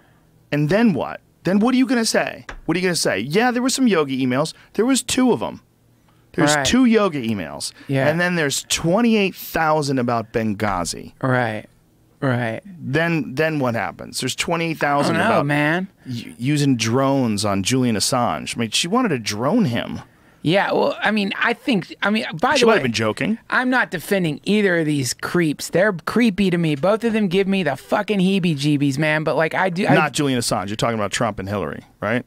No, I'm talking about that monster Julian fucking Assange. He gives you the creeps? No, I'm kidding. No, that would be the worst thing. Oh, I love him. I have a plan to help Julian Assange escape. I think I know a way to get him out of that fucking embassy if he wanted to leave. Like, I know how you could do it. Because, you see him How would you do that? So here's what I would do. So, like, you see him come out to that little balcony and, like, kind of look out in a sad way. Like, he doesn't have an internet. Fucking sucks. Yeah. So here's what you do. Schedule one of those flash mobs where, I don't know, 10,000, 20,000, 30,000. I'm putting my life on the line here. Please, fucking Clinton and Trump, don't kill me for saying this. I will only want everyone to love, a window of love. Get like 10,000 people to gather around that fucking embassy wearing that Guy Fawkes mask, the anonymous mask. They're all wearing the anonymous mask and certain outfits. Do you have a side business in anonymous masks? What? Do you have a Guy Fawkes business? If you just go to DuncanTrussell.com, you can buy a Guy Fawkes mask. It goes to my foundation. Oh, foundation. But so the idea is you get them to gather around it in some kind of mask and dress like Julian Assange, and then just throw him a mask. So he like jumps out into this mob of people all dressed like him, wearing this fucking Guy Fawkes mask, and just vanishes into the crowd. Oh, that's a movie. That's Mission Impossible, son. I think it would work. That's ridiculous. I think because he's got access to the balcony, it means he could get down. You just got to pop a ladder up real quick. Everyone's dressed like fucking everyone looks like Assange with the anonymous mask on. Yeah, look at that. Pop right off of that fucking balcony. Wow, that balcony's so close. So close. Just dive into a sea of people dressed in the anonymous masks and get just fucking vanish into time, shave your fucking head, get a face tattoo. How does that guy sleep? I mean, wouldn't you be freaked out? The fact that his door is that close to I mean, that's where the door is. That's where the ground is, right? Anybody could just jump up there and climb in. Yeah. This guy is hated by some of the biggest world leaders ever. That's his little tiny balcony. You live in a little embassy in the middle. Yeah, it sucks. In London. And he has to stay in that building. You know how he... Because when he's in that building, he's on foreign soil, and they can't invade. It is insane. And he's been there for 4 fucking years. 4 years not going outside. You know how that guy fucking sleeps? He sleeps like a fucking hero. When that guy goes to bed, he goes to bed in the way that somebody who's like, I'm actually trying to help my species. Did you ever see him dance? I know. Pull that up. You do this anytime we talk about it. Pull up Julian Assange dancing. No, there's nothing wrong with him. Nothing wrong with this. It's just... You have to, when you see someone dance like this, you have to always think, oh yeah, that guy dances like this. Dances like a goth. He's a goth. Yeah, I mean, there's nothing wrong with dancing like that. There's nothing wrong with dancing like that. But you got to be aware of everything. And that's something to be aware of. This is how Julian Assange dances. And he dances by himself like this. So that's another thing. It's not just he's moving out into the dance floor and he's dancing by himself. Now, let's be honest. He could easily be on drugs, in which case this is all forgivable behavior. He's definitely on drugs. He may be on ecstasy right now, or Molly, or he might be stoned out of his fucking mind on some pot cookies, or on acid, or something. But look, he's dancing in a very, very strange way. It's a goth dance. He's doing a gothic dancing. No, there's nothing wrong with it, man. Look, I dance strange. He's fucking Check weird. out my other videos. I mean, people are weird. There's nothing wrong with dancing weird, but you should know that. Listen, man, because of you, whenever I hear anything about Julian Assange, I do think about that dance video. Which, God forbid, my fucking dancing's written. God forbid. Yes, there's nothing wrong with the way he dances. I'm kidding. If people think I'm serious, people know you're joking. They don't, man. People don't. I put up a thing today about flat Earth, and people thought that I was like serious about the flat Earth. I put up this thing on Instagram about all the evidence that you're being brainwashed. And one of them is if you really believe that the sun is millions of miles away. Like, how to tell if you're brainwashed. Do you believe the earth is spinning at 1,000 miles an hour, but you can't feel it? You believe the oceans are curving because gravity, in air quotes, but you can't measure it. Right. You believe ships disappearing over the horizon are proof of the globe and not due to perspective. Yeah. You believe that pilots would not have to account for the Earth's curvature or spin while flying. Yeah, man. Yeah. This is so I gotta tell you though, stupid. man. Once I was getting, I was getting a massage, and the massage therapist was a flat earther. Oh no! And it was the best. I mean, it's like, what's better? It's like talking massages sometimes suck, but like this is What like. did she say? Well, what's funny about it is as she's like explaining flat Earth theory to me, I wanted to argue with her, and then I realized my understanding of cosmology is so terrible. I couldn't come up with a persuasive argument against it because it's like... Well, the conspiracy argument is the best because you would think that everybody would have to be in on it. Everybody who's ever been a part of space travel, whether it's the Russians or the Chinese or the Americans, anyone who has ever been an astrophysicist has to be in on it. This like one of the best fucking tweets but the conspiracy that I ever got one's from somebody. What was that? Was someone saying I was a sellout because of my flat Earth hate, and we know where your checks are being cashed. They're being cashed from the saying flat me Earth. That I'm getting shut up money from the round Earth, the round Earth. God, fund. I'd love to see that meeting. That's a fund. I'd love to see that meeting where like you and Sussman are sitting with like these reptilians, and they're like, "Listen, Joe. You know the Earth is flat. We know the Earth is flat." They dangle the check in front of you, and they go, "The Earth is," and you go, "Round, sir," and you take the check. Yes, round. Next. Yeah, that's George Clooney coming here. Let me ask you something. Earth is For real, round, though. sir. For real, man. For real, bro. If you knew the Earth was flat, like I don't know how you knew, like fucking Dana White or the people who run the UFC, they're like, look, man, it actually. I'd be the first to tell you. Okay. But I'd be broadcasting it from the roof. Let's say you knew the Earth was It's flat. Don't go too far. But let's say the lizards did visit. Let's say they did visit you. What's your price to be a shill? $50. What? 50. 50? 50's a good meal somewhere.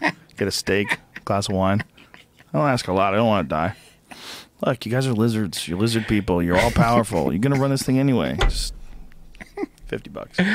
That's you cool. don't want them to think you're unreasonable. Oh, he wants $50 million, or we just fucking eat him. Dude, Let's just eat him. I like fishing this stuff out of you because it spawns YouTube videos. I think it's really funny. Of me being a Satanist? Yeah, because now someone Illuminati confirmed. Well, you guys are Illuminati because you did that thing at the UFC. We are Illuminati. I am Illuminati. I am in the Illuminati. I didn't even know. I am in the Illuminati. It's great, man. Is it good? Do you get good benefits? What? Benefits? Yeah. Okay. Tell me later. What? Tell me later about the benefits, maybe? I don't know. It's don't ask, What man. about numerology? Is that real? Yes. Ooh, interesting. What do you? Masonry? What? Are you a Mason? A Freemason? Yes. Is there any other kind? You two guys, you and Ari. That guy behind it. You guys are making fucking pyramids, and then you kissed. Yeah. The kissing part was probably one of the greatest moments in UFC history. Yeah, that was great, man. Oh, shit. Can I tell you something I just found out? Yes. Okay, man. This is actually really cool. You should research this. Did I tell you about the Cacophony Society? No, what's that? Okay, man. So the guys who like at least partially started Burning Man were called the Cacophony Society. And it was this group of people that do the funniest fucking things together, and it's really fascinating. They call it culture jamming, but like for example, they do this. Have you ever heard of the salmon run? No, what's that? They dress up in giant salmon outfits and run the wrong way in races. That's hilarious. Dude, they run towards the crowd? They run just the opposite direction. So you'll see a marathon and these salmon are running like that. There it is. That is so funny. That's so funny. That's the Cacophony. They're running upstream. They're high-fiving people. Yeah. And people let them go through. They're not mad. That's good. That's the Cacophony Society, man. That's funny, man. But these are the guys who started Burning Man, and Chuck Palahniuk, that's where he got the inspiration for Fight Club because he was Burning Man? No, the Cacophony Society, because he was in the Cacophony Society. He's one of them. But like their motto is, you may already be a member, and anybody can start their own branch. But it's like really, really funny. Like if you look up all the stuff they've done, man, it's really trippy. Like they set one of the things they did was they set up clowns at every stop along a bus route, so that every time the bus picked people up, it picked up a new clown, but the clowns wouldn't acknowledge each other, like they just happened to be getting on the same bus.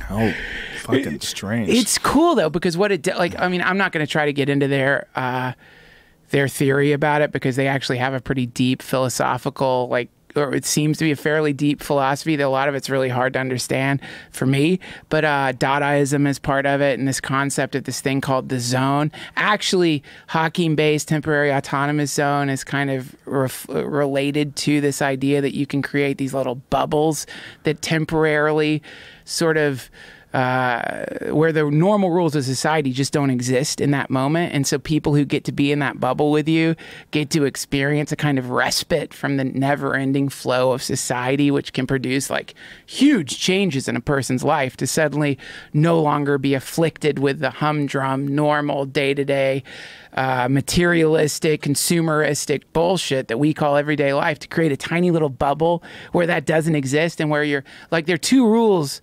I don't know if you can call them rules, but their rules are: you don't do a cacophonous event for money, and you don't do it to promote your religion. So you're doing this for no reason other than like subversions for subversion's sake.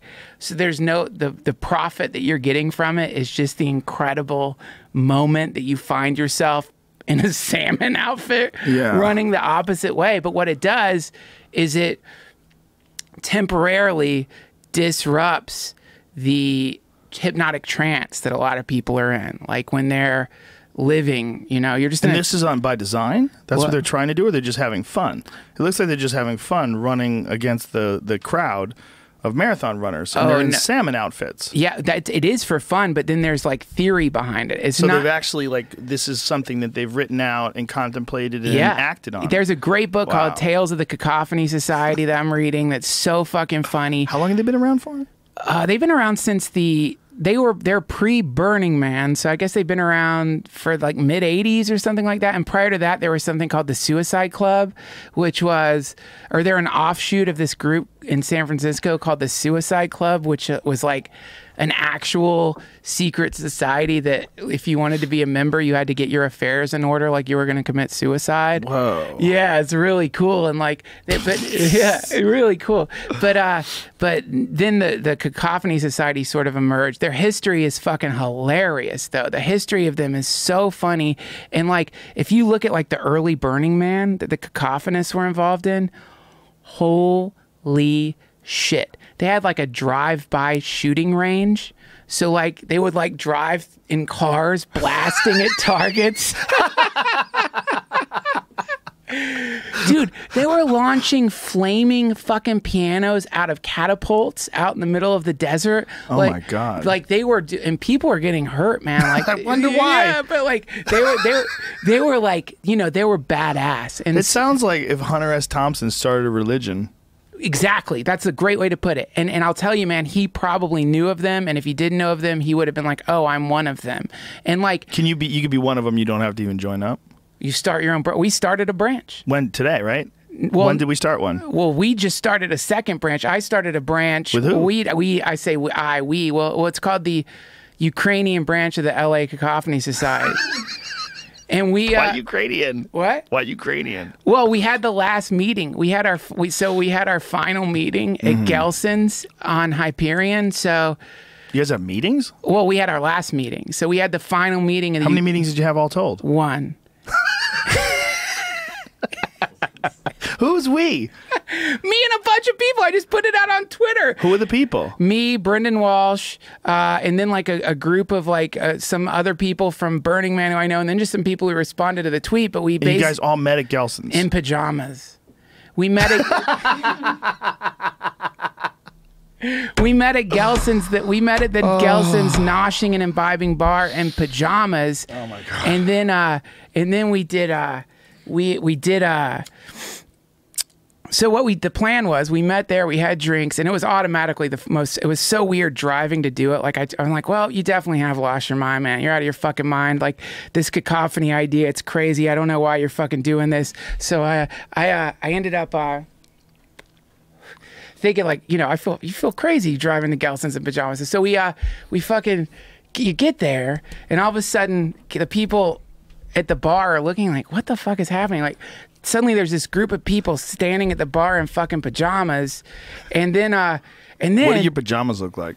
I wore Captain America pajamas. So fuck yeah, Duncan. Yeah, but then what we did is Brendan Walsh, because like he was we had him give the speech. You know, because like I was like, everybody, I don't want this meeting, our final meeting, to be cut up and how Brendan Walsh ruined the Ukrainian branch of the LA Cacophony Society. So let's just not think about that. And then he gives a speech and he reads the entirety of Tiger Woods' cheating apology. So suddenly this dude in pajamas is reading Tiger Woods' cheating apology in front of a group of people in pajamas who, whenever Brendan would say one of like Tiger's weird apologies, everyone would applaud and then shush ourselves at the same time. So it's like claps and like, shh, let him talk. And so... And then we sang fucking "Do You Want to Build a Snowman" from Frozen, and then we fucking left. That's perfect. Did you film it? Well, we have some. Yeah, we have. Did you have a film of this? I have a film of it. I'll send it to you. I don't know where it is. It's not online, but yeah, man, that's what we did. Wear pajamas or bathrobes. We will tell stories of the good times our society shared, offer final toasts, and sing "Do You Want to Build a Snowman?" Meet at Noshing and Imbibing, the Gelson's Bar. Holy shit. Bring sleeping bags. Yeah. Dude. Yeah. That is so ridiculous. It was really fucking great. We were going to do another meeting, though. We're going to have... You are? Well, yeah, we're going to have a meeting of the new... The new branch? The new Ukrainian branch of the LA Cacophony Society. But we haven't figured out what that is yet. But why is it Ukrainian? What? Why Ukrainian? Well, I don't know. Who the fuck knows? They have to be. The whole point of the thing, though, which is really beautiful. So, like, because I got on all this shit happened because, like, I realized, like, okay, well, Burning Man was the coolest thing I ever experienced. And then I traced that back to the Cacophony Society. And then I kept hearing this guy's name, John Law.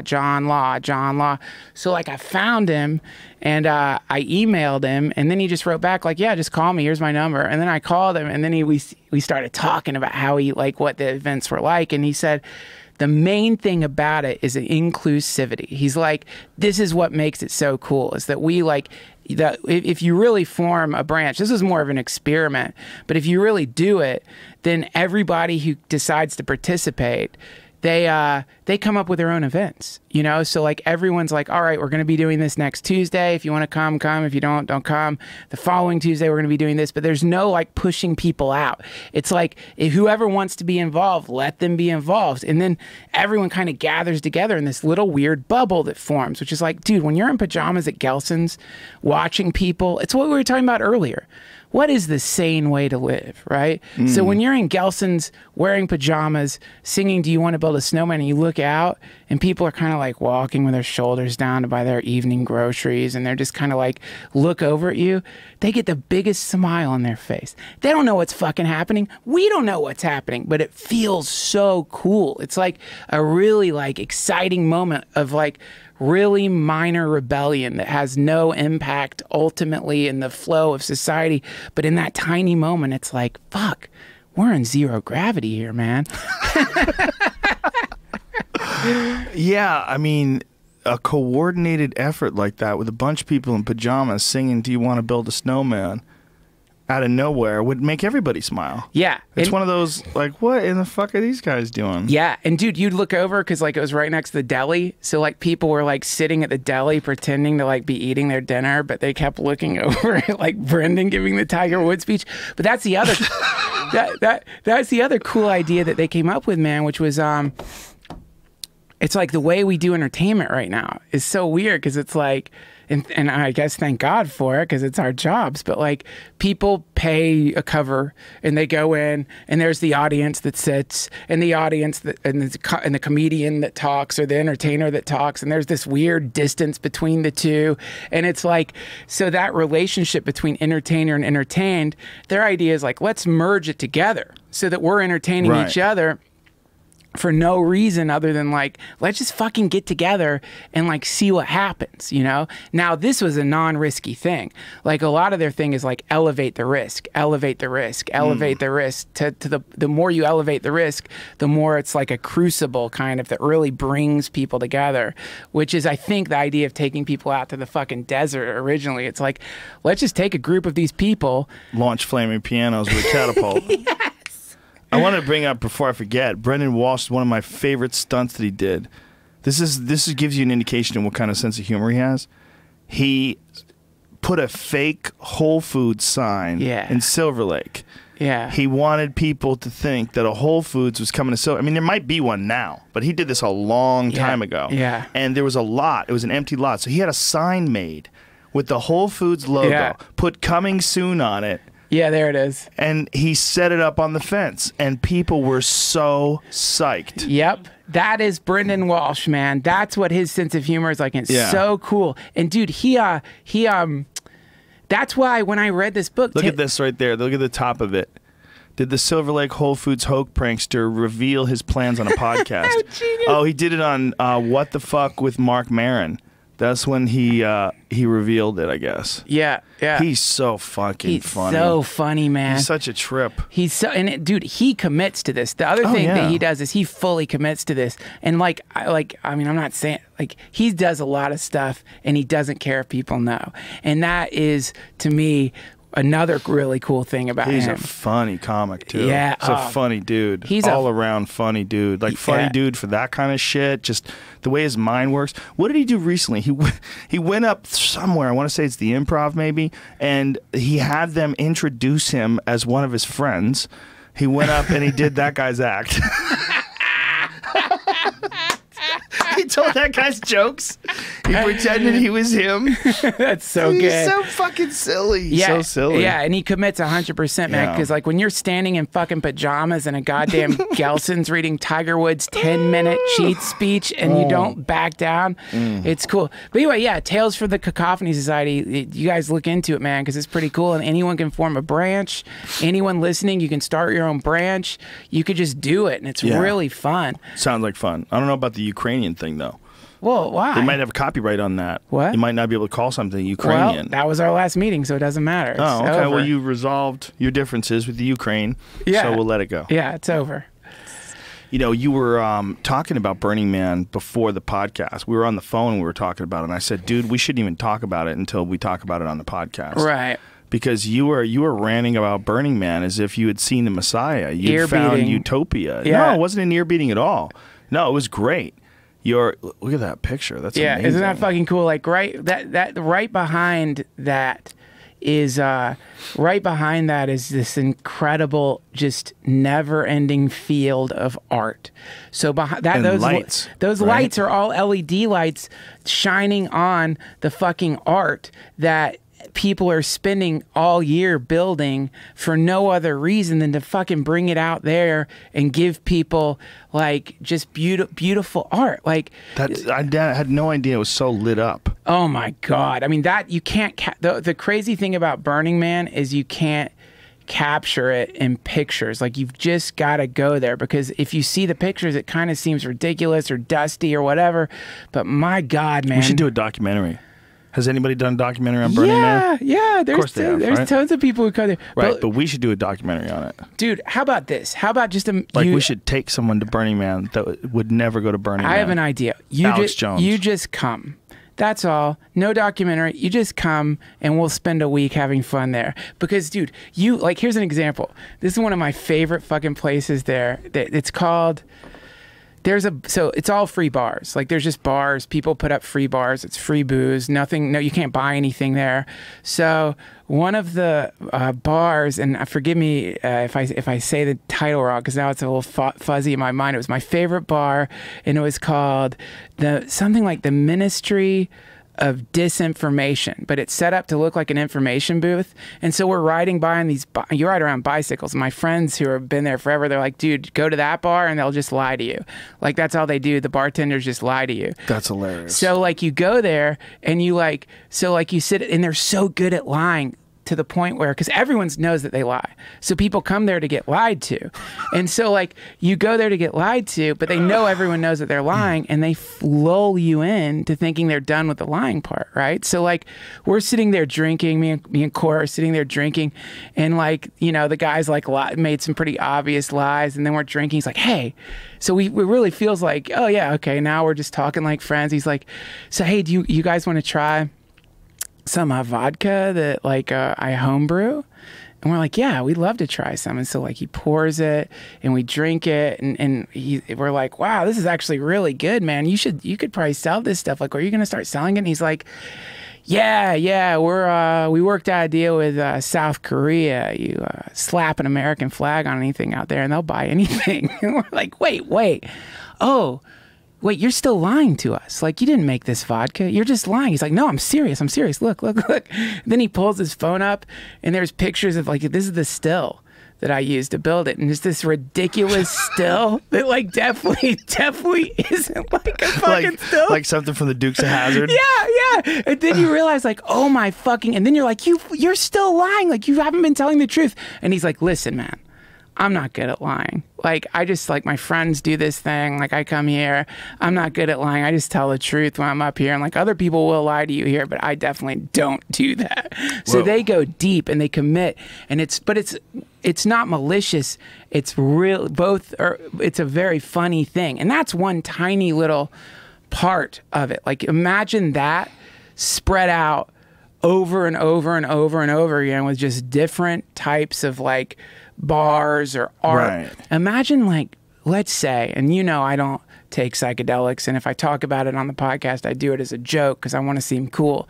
But imagine if you were in the middle of the fucking desert on psychedelics that had just started kicking in, on your bicycle, covered in LED lights, surrounded by other people in blinking LED lights on their bicycles, and you're sitting in front of what appears to be a massive brass, what is either a locust, a firefly, some kind of grasshopper cricket sculpture on top of another cricket sculpture that has combustible gas exploding out of it, so that it's like 10 feet 15 feet high with combustible gas exploding out of it. So it's making this. I heard Elon Musk has the dopest ride there. He's got a yacht that like just goes around through fucking Burning Man, and like he has discos on it, right? Yeah, and anyone can get on. That's the other thing about it, man, is it's like it's the idea of the thing is it's pure inclusivity. That's the idea, is it's like this is just everybody sharing. There you go. That's so crazy. It just rides through the desert. You climb on, they'll give you so amazing. They'll give you drinks. You just like chill out. It's like the whole thing is like a gifting economy is what they call it. So like everyone's just giving stuff to each other. That sounds amazing. It's the best. It really truly is the fucking best. So here's the question. Can this go from here to a city?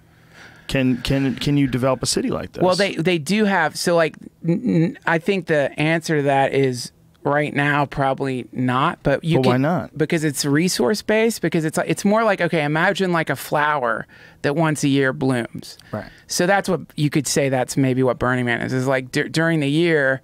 Lots of people are like getting together and planning like what they're gonna. I'm planning with my fucking Burning Man camp, the Enchanted Booty Forest. We're planning our art car for next year, and that's gonna take all year to figure out what it's gonna be and how to do it and how to put it together and how to get the money. I told you spent too much time with Burning Man.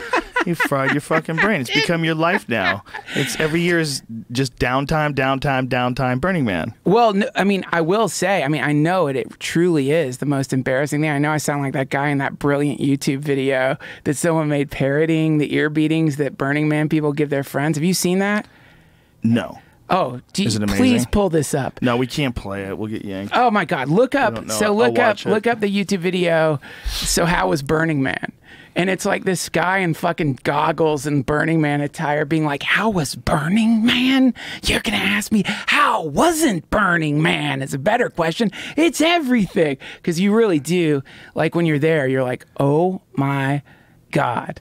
Yeah, that guy just like ranting to his fucking girlfriend. That's what you turned into. He's got the goggles on, those dirt goggles, which I guess you have to have. Did you wear them like yeah, Mad Max? You have to wear them because there are these fucking dust storms kick up and like. But I'll tell you, man. How crazy is that? You have to wear dust goggles. Here's the craziest thing about it, though. With all that being said, there's a place there called the Temple, and it's all of these are like a lot of these are built by like genius architects. The Temple, I can't remember how much they said it cost to build. Like it might have been like 75,000 or 750,000. I can't remember.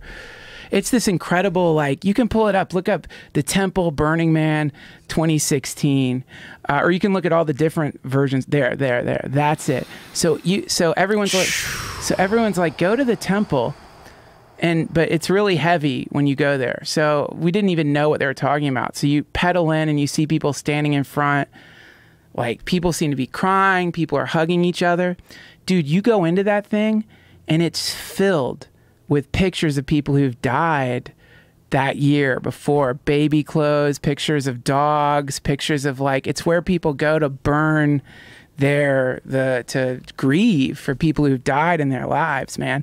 And so you walk into that place, and this is in the middle of this incredible festival. You walk into that fucking place, man, and like, you just start crying, like people in there, because you can feel this like just nexus of grief bubbling up, and it's the most intense, crazy. The only time I've ever felt that kind of energy is in a place called Varanasi in India, where they like burn bodies there. It's that same kind of like sweet grief of people mourning, but then that's the last thing they burn at Burning Man, and whoever's left when they burn it, which is probably like 60,000, 50,000 people, they all sit around it completely silently. They sit around it silently. You might hear someone playing a flute in the distance or something, but it's just, imagine 50,000 people sitting around that thing on fire quietly as embers of all these pictures of people who've died the year before whenever they've died go flying through the air. And then when it finally burns to the ground, the entire group of people, they howl like dogs. Wow. Yeah. And that's the end of Burning Man. Holy shit. Yeah, dude. It's so cool. Well, this is growing at a staggering rate every year. What's to stop these people from claiming a city? Like, if everybody just decided, like, hey, let's all move to Portland.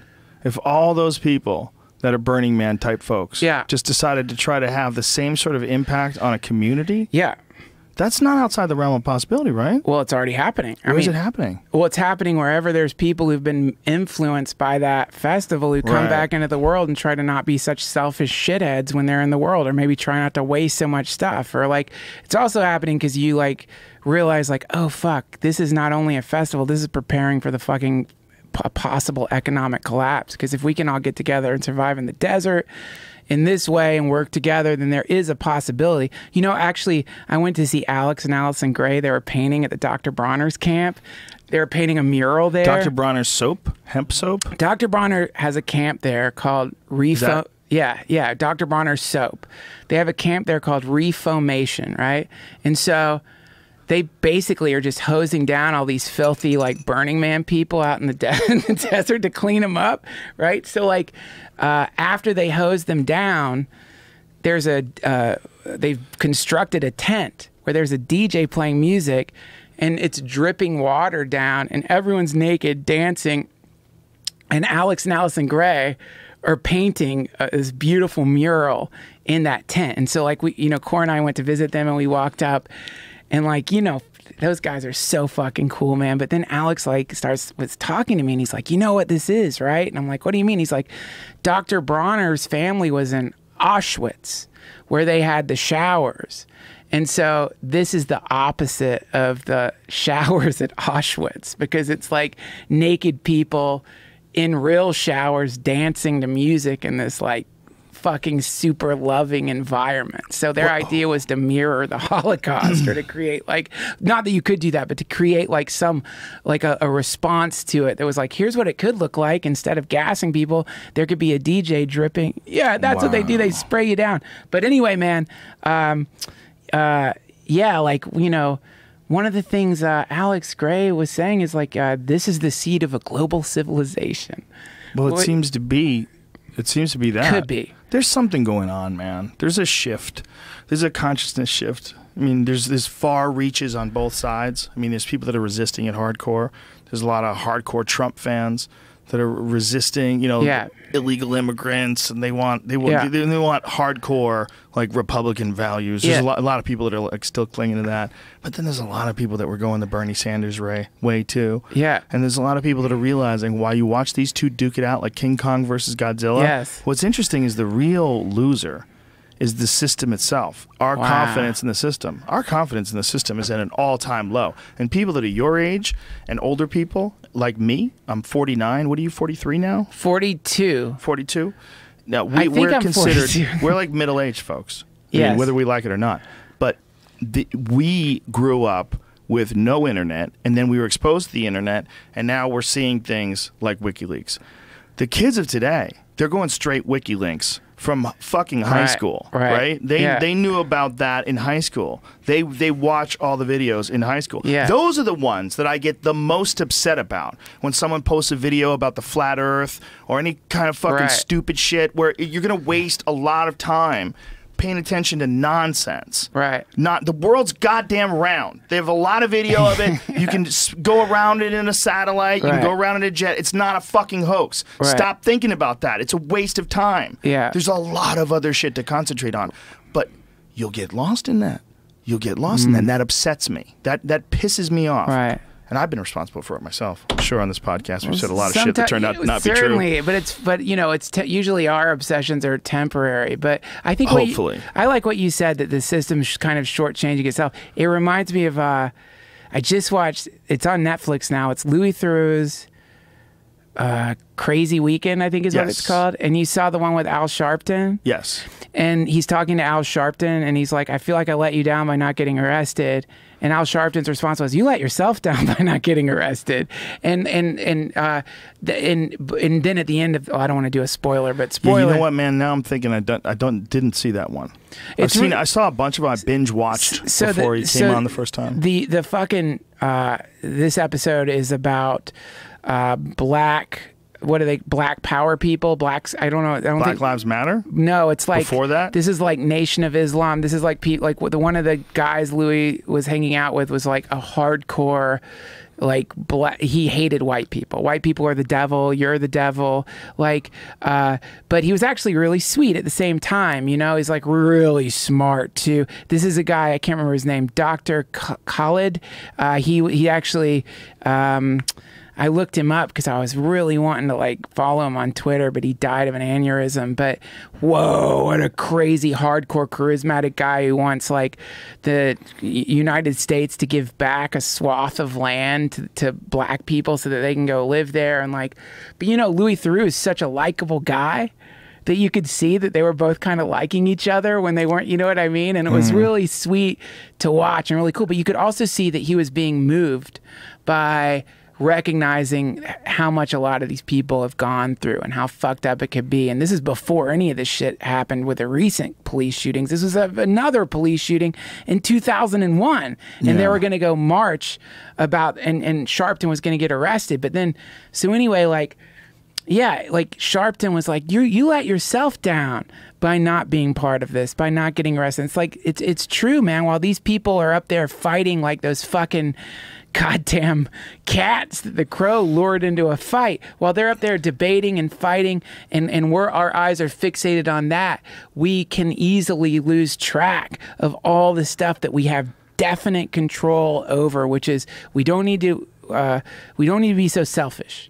You don't need to be so selfish. And if you start experimenting with giving stuff away, because you guaranteed, man, there is stuff that you have that you don't need. You literally don't need, like in your garage, that you covet, kind of like there's shit you covet that you don't need, you're not going to use, or you have like a hoarder mentality where you're like, well, I might sell it one day, right? Or who knows, I'm going to definitely need this vibrating bed one day, or whatever the fucking thing is that you have. You don't need it. So you could do an experiment where you try to give it away, not to a charity or foundation, but you figure out someone in your community who maybe needs that thing for real, like someone who could actually use it. It doesn't have to be some lofty thing either. Maybe you got like an old fucking Xbox in your garage and your friend doesn't have an Xbox. Give your friend the Xbox just for fun. You could do these little experiments, and when you do it, wow, it feels good. It like is a really great feeling to start offloading shit you don't need into the community of friends and family and people around you who are fucking, some people really need stuff, man. And like, it won't hurt you at all. And so that to me is like when you talk about, well, could Burning Man turn into a civilization? I don't know. Probably not. Like, you know who, well, I won't say who it is, but one of my friends was out there and he works out there, and I'm like, not high on psychedelics, but I'm looking around and I know he's been going there for a long time, and I'm like, could this become society? And he's like, no. He's like, if these people were out here for more than 4 weeks, they'd start killing each other.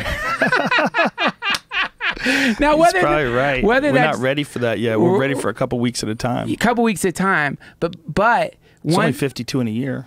Yeah, and in the meantime, you can actually just kind of start experimenting with not being selfish. Yeah. You know? Or how about instead of looking at it as a negative, just experiment with being generous. Ah, there you go. Yeah. Yeah. So think of generosity as the ability to drop little love bombs. Yeah. You know, that's how I've always tried to approach it. I've seen you do it, bombs. man. Those aren't little fucking love bombs you leave. I've seen some fucking weeping waitresses when I turn back to look as you're walking away, man. And like that thing that you're doing there, that's it. Like that thing, everyone can do that. You don't have to be the host of the UFC to be able to, so like, God forgive me. Birdie, man. I tried to explain this to someone who was saying that it was a stupid thing to do. I was like, you have to think of, they were saying that like they're going to expect it.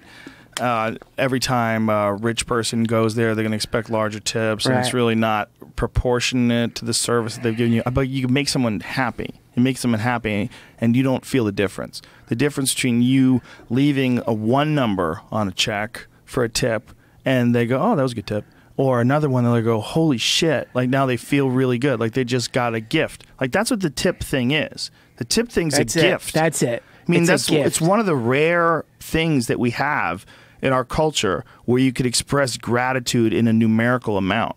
I mean, I'm not saying that's the only way to express gratitude, because of course there's a way to express it with your words and your love and all that good stuff. But you can express gratitude in a tip form where there's a number you can attach to it. Yeah. Like if the bill is $50 and you leave $50, people go, "Holy shit." And to a lot of people, the difference between $100 in your bank and $50 in your bank is not really. You're probably not going to feel that. For some people, you will, but some people you will. But I was just if you can do it. I went to visit my dad in Florida, and my girlfriend and I, we went to this arcade that gives out tickets, like one of those arcades that dispenses tickets. You know what I'm talking about? Like, you play fucking skee ball or whatever. You've like, it's like it's like a casino for babies, right? So it prints these fucking tickets out. You take the tickets to the counter, and you get like a piece of shit thing that you'll never use, like a nasty like bear made of like Chinese asbestos or something, so like the exchange is dumb anyway. So these tickets, we ended up accruing this massive pile of fucking tickets, right? And so we're standing there looking at this junk, and then I look down, and I'm sure other people out there have done this. There's like a kid who's got a tiny little bit of tickets, and he's like looking at like the candy, the little bit of tickets, and I'm like, "Hey kid, take this." Gave him this huge fucking stack of tickets. Dude, the look on that kid's face, and him and his brother like, "Oh my God." that look is way more valuable than any kind of piece of shit behind the counter, right? Of course. That is the essence of it, man. It's like the when you drop these love bombs off, this is not a one-sided thing. You're walking away feeling really good because you know what you just did. You impacted a person's week. This this person might not have money to get their kids fucking groceries that week, man. Now they do. They might not have been able to make rent. Now they can. You're walking away having created that shift in a person's universe. As temporary as it may be, it's still a shift in the direction of the positive, right? So what you've done there, as far as I'm concerned, is a kind of magical act, a kind of miracle. And anyone can do this, man. Like you like, dude, there were like people who would go around with like spray bottles and just spray your sunglasses off for you, which out in the desert is really important because all the sand gets caught in there and you can't fucking see. That's what they had to give. You know, it was just like helping you in that way. But just that was still fucking cool, man. Right. So they're giving a service to people and they don't expect anything out of it. That's it. They're just doing it for love. Anyone can do that. There is definitely something you can do that you're not doing, and you're not doing it not because you're selfish. You're not doing it just because you haven't even realized you can do it. It's like having a superpower that you're not aware of, which is like, fuck, just give something away. Like it does, just give something away. You don't need that shit. Whatever it is, just give the fucking thing away. Super hippie. Hello. Duncan Trussell. Yeah. You're the anti-Trump. When are you going to run for president, Duncan? When are you going to run when for are you fucking... Run? Why don't you do it? Why don't you do it? You never ask a question or answer a question with a question. That's rude. That's a poor taste. Well, I'll tell you, man. My hope is that you and I will run. No. I'm just kidding. Move. We got to get out of here before it blows up. Get out of here. Maybe Hawaii. Hawaii's going to blow up. No. Hawaii's going to be fine. This America. You think it'll continental you think United Putin's States gonna America. Get us? I don't know if this is gonna work, dude. I'm looking at this election. I'm like, this thing is just, it's too volatile. Good, let it fucking collapse. Well, what no. have you said? If it fucking collapses, what about the children? The people are gonna be. What about the infrastructure? You know, I just had this conversation with the grid. I had this conversation with Chris Ryan on my podcast. We got to do a shrimp parade soon. All right. And he said that he was talking about how after disasters, everybody gives to each other and people are very kind. So if there was some kind of economic collapse, some calamity or something, then I think what people would suddenly realize is like what would happen is the pendulum that swings in front of the eyes of the sum total of all people in this country and convinces us of the importance of this small group of secretive people, maybe for a second that thing stops swinging and we like look away from it and look at each other and we realize like, oh shit, we've got each other. We're going to be okay. The fantasy of the fucking people like, grab your guns, go rob the rich people, all that stuff, the idea that it's going to be some kind of like the LA riots times a million, you realize like, oh no, that's not what it's like at all. It's like we can help each other together. I can help you. You can help me. We didn't need them as much as we thought we did. We didn't need them at all. We've got the fucking roads. There's people who know how to fix roads.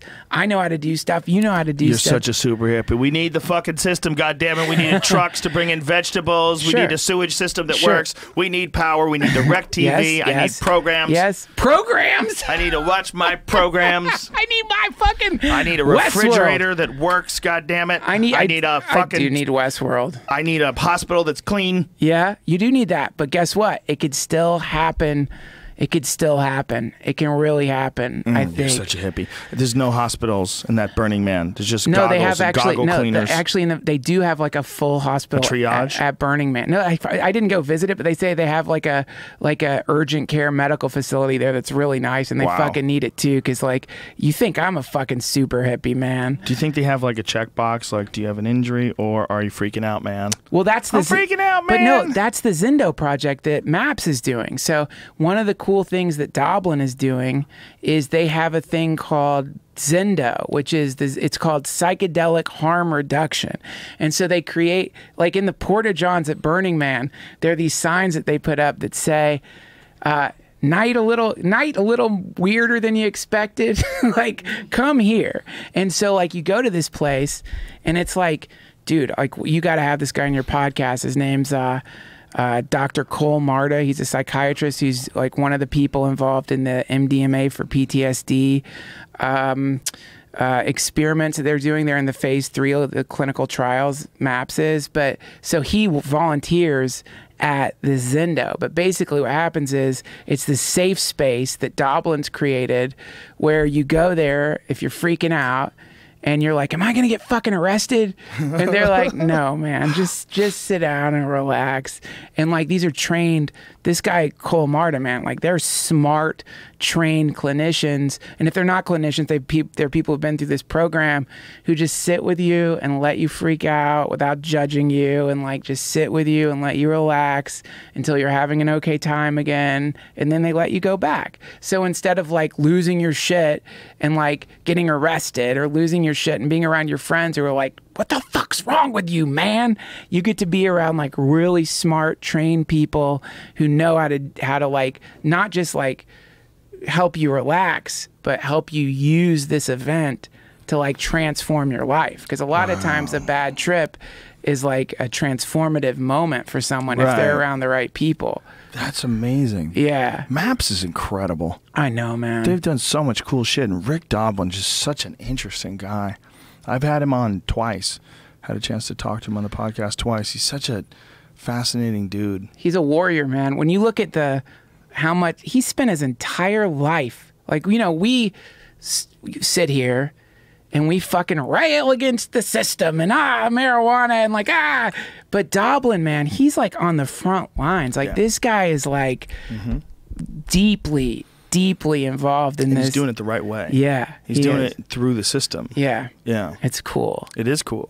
It's interesting. Like he was detailing like getting it passed and what was going to be entailed and getting this therapy through, and then what would be next, and how it's a long-term thing they're doing over many years. Oh God, he gave a talk at Burning Man that was just like, when you like, he's just detailing the war on drugs and like why it's happened and what it is, and then like his step-by-step plan, and then you realize like this guy is in phase 3 of clinical trials, which never happens, like with a Schedule 1 substance that theoretically could, like, the results that they're getting are very good. But if people who have PTSD, if they go to the doctor will be like, well, I'll prescribe Xanax, and maybe they'll give you like cognitive behavior therapy or something. But like the idea that there might be a way to give someone MDMA mixed in with like a specific type of therapy, and that could actually, I don't want to say cure, but reset their mind. Yes. Yeah. To lift the weight of this horror off of them, or at least to allow it to, like, Doblin explained why he thinks it works. I'm not going to try to repeat it, but the idea that this could work for real is just the most incredible thing, man. That guy he should get a Nobel Prize. I think he did explain it on this podcast, didn't he? Do you remember, Jamie? I don't remember either. I feel like he did, though. I feel like he explained how it works. It's like apparently it's something to do with short-term, long-term memory. So when you have a traumatic event, it gets stuck in short-term memory. Somehow it's looping there. It's not getting filed away in the right way. God forgive me, everyone listening, Doblin, Cole Marta, whoever I'm ruining this in front of. But it apparently something about revisiting the experience under the influence of MDMA causes it to somehow be refiled in the right part of your brain again, so it's not sticking out in the forefront of your experiences. So it's not like the thing isn't always there, like a flashbulb light or something. Isn't it another thing that's infuriating? I mean, that's almost to me as infuriating as teenagers getting hooked on flat earth videos. It's more infuriating even that this has always been there. This has always been there. This has always been there, and they made it illegal. And all these people that suffered could have gotten relief through this a long time ago. That's right. A long time ago. I know, man. If they just recognized this early on and been super objective about it, look, we clearly have an issue with PTSD in soldiers and policemen and people that have gone through domestic abuse. There's a lot of people with PTSD. This can literally change the course of our nation. But to keep up the fucking DEA's corrupt system, to keep up this nasty business of arresting people for the wrong kind of drugs while they're selling drugs everywhere you look, to keep up that system, they literally stop something that would have helped everybody. Man, can I just, I mean, I don't work for Maps. I've no reason. Can I do a plug for them real quick? Yeah. So guys, if you actually want to chip in to something super fucking cool, go to the Maps website. Right now, they are raising money because Doblin has got to manufacture, I can't remember, something like 5 kilograms of MDMA for the phase 3 trial. So you can go to Maps and actually chip in to have buy ecstasy. To have it, well, to get ecstasy, to get MDMA to vets who are people with PTSD.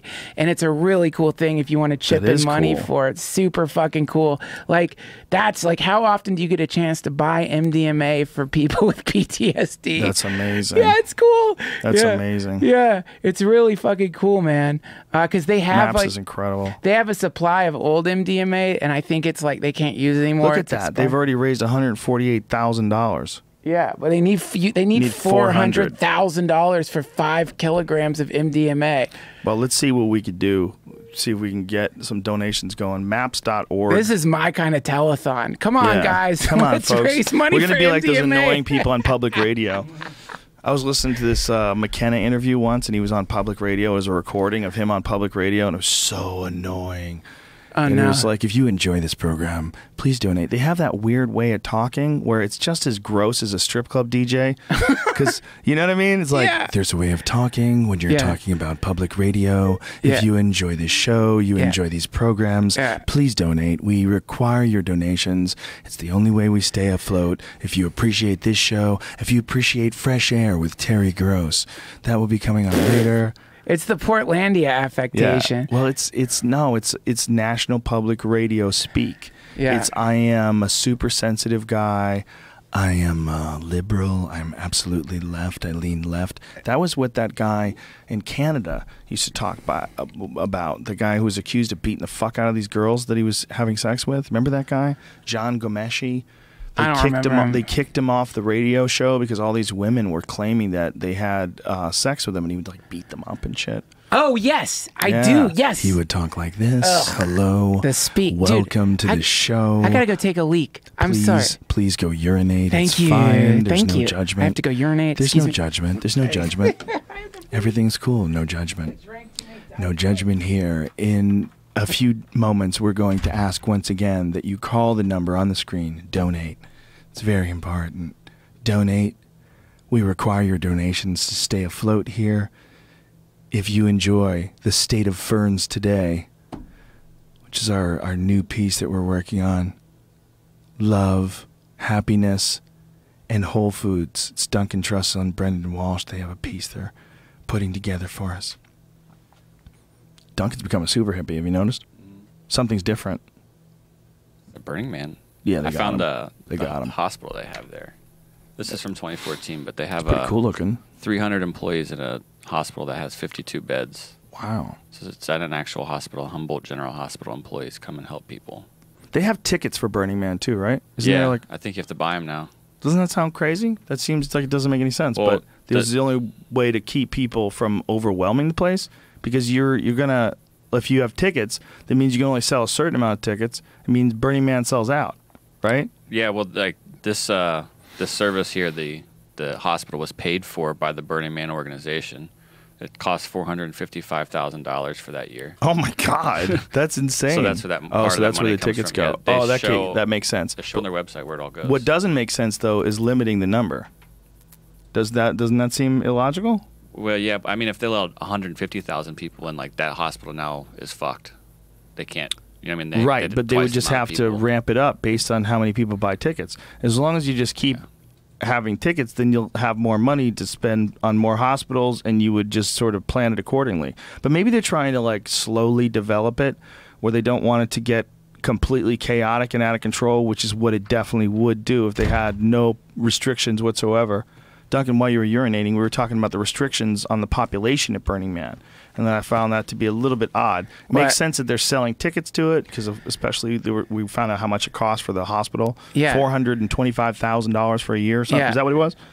$455. So, but why wouldn't they just allow more people to buy tickets? Why wouldn't they just keep selling tickets? Why would it get to a number? My guess would be that, so it's like they have to work out deals with Gerlach and like the surrounding areas. And What's Gerlach? Gerlach's the town right before you get to fucking Burning Man that once a year just gets like swamped and this huge influx of dough. But like they, there it is, the Bureau of Land Management. Oh, Bureau of Land Management is the same thing that manages public land for like hiking and fishing and rafting and that kind of shit. Yeah, and they so like basically if you look at that, you could see that because they have given them this like, and basically it's a shakedown, right? So like if you want to do this festival, you are paying us. Well, would you say that it's a shakedown, or they want to control the population because they don't want it getting out of control? Oh no, I Bureau don't. of Land Management has a reasonable, I mean, they have a reasonable concern that it could get completely overrun with hippies.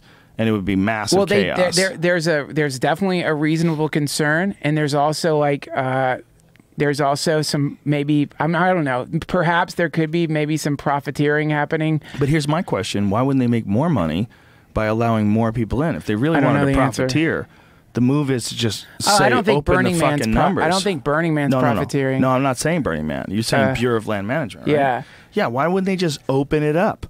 $81 million. Oh my God! Look at that. Burning Man's expenses. 30. Yeah. $30,185,000.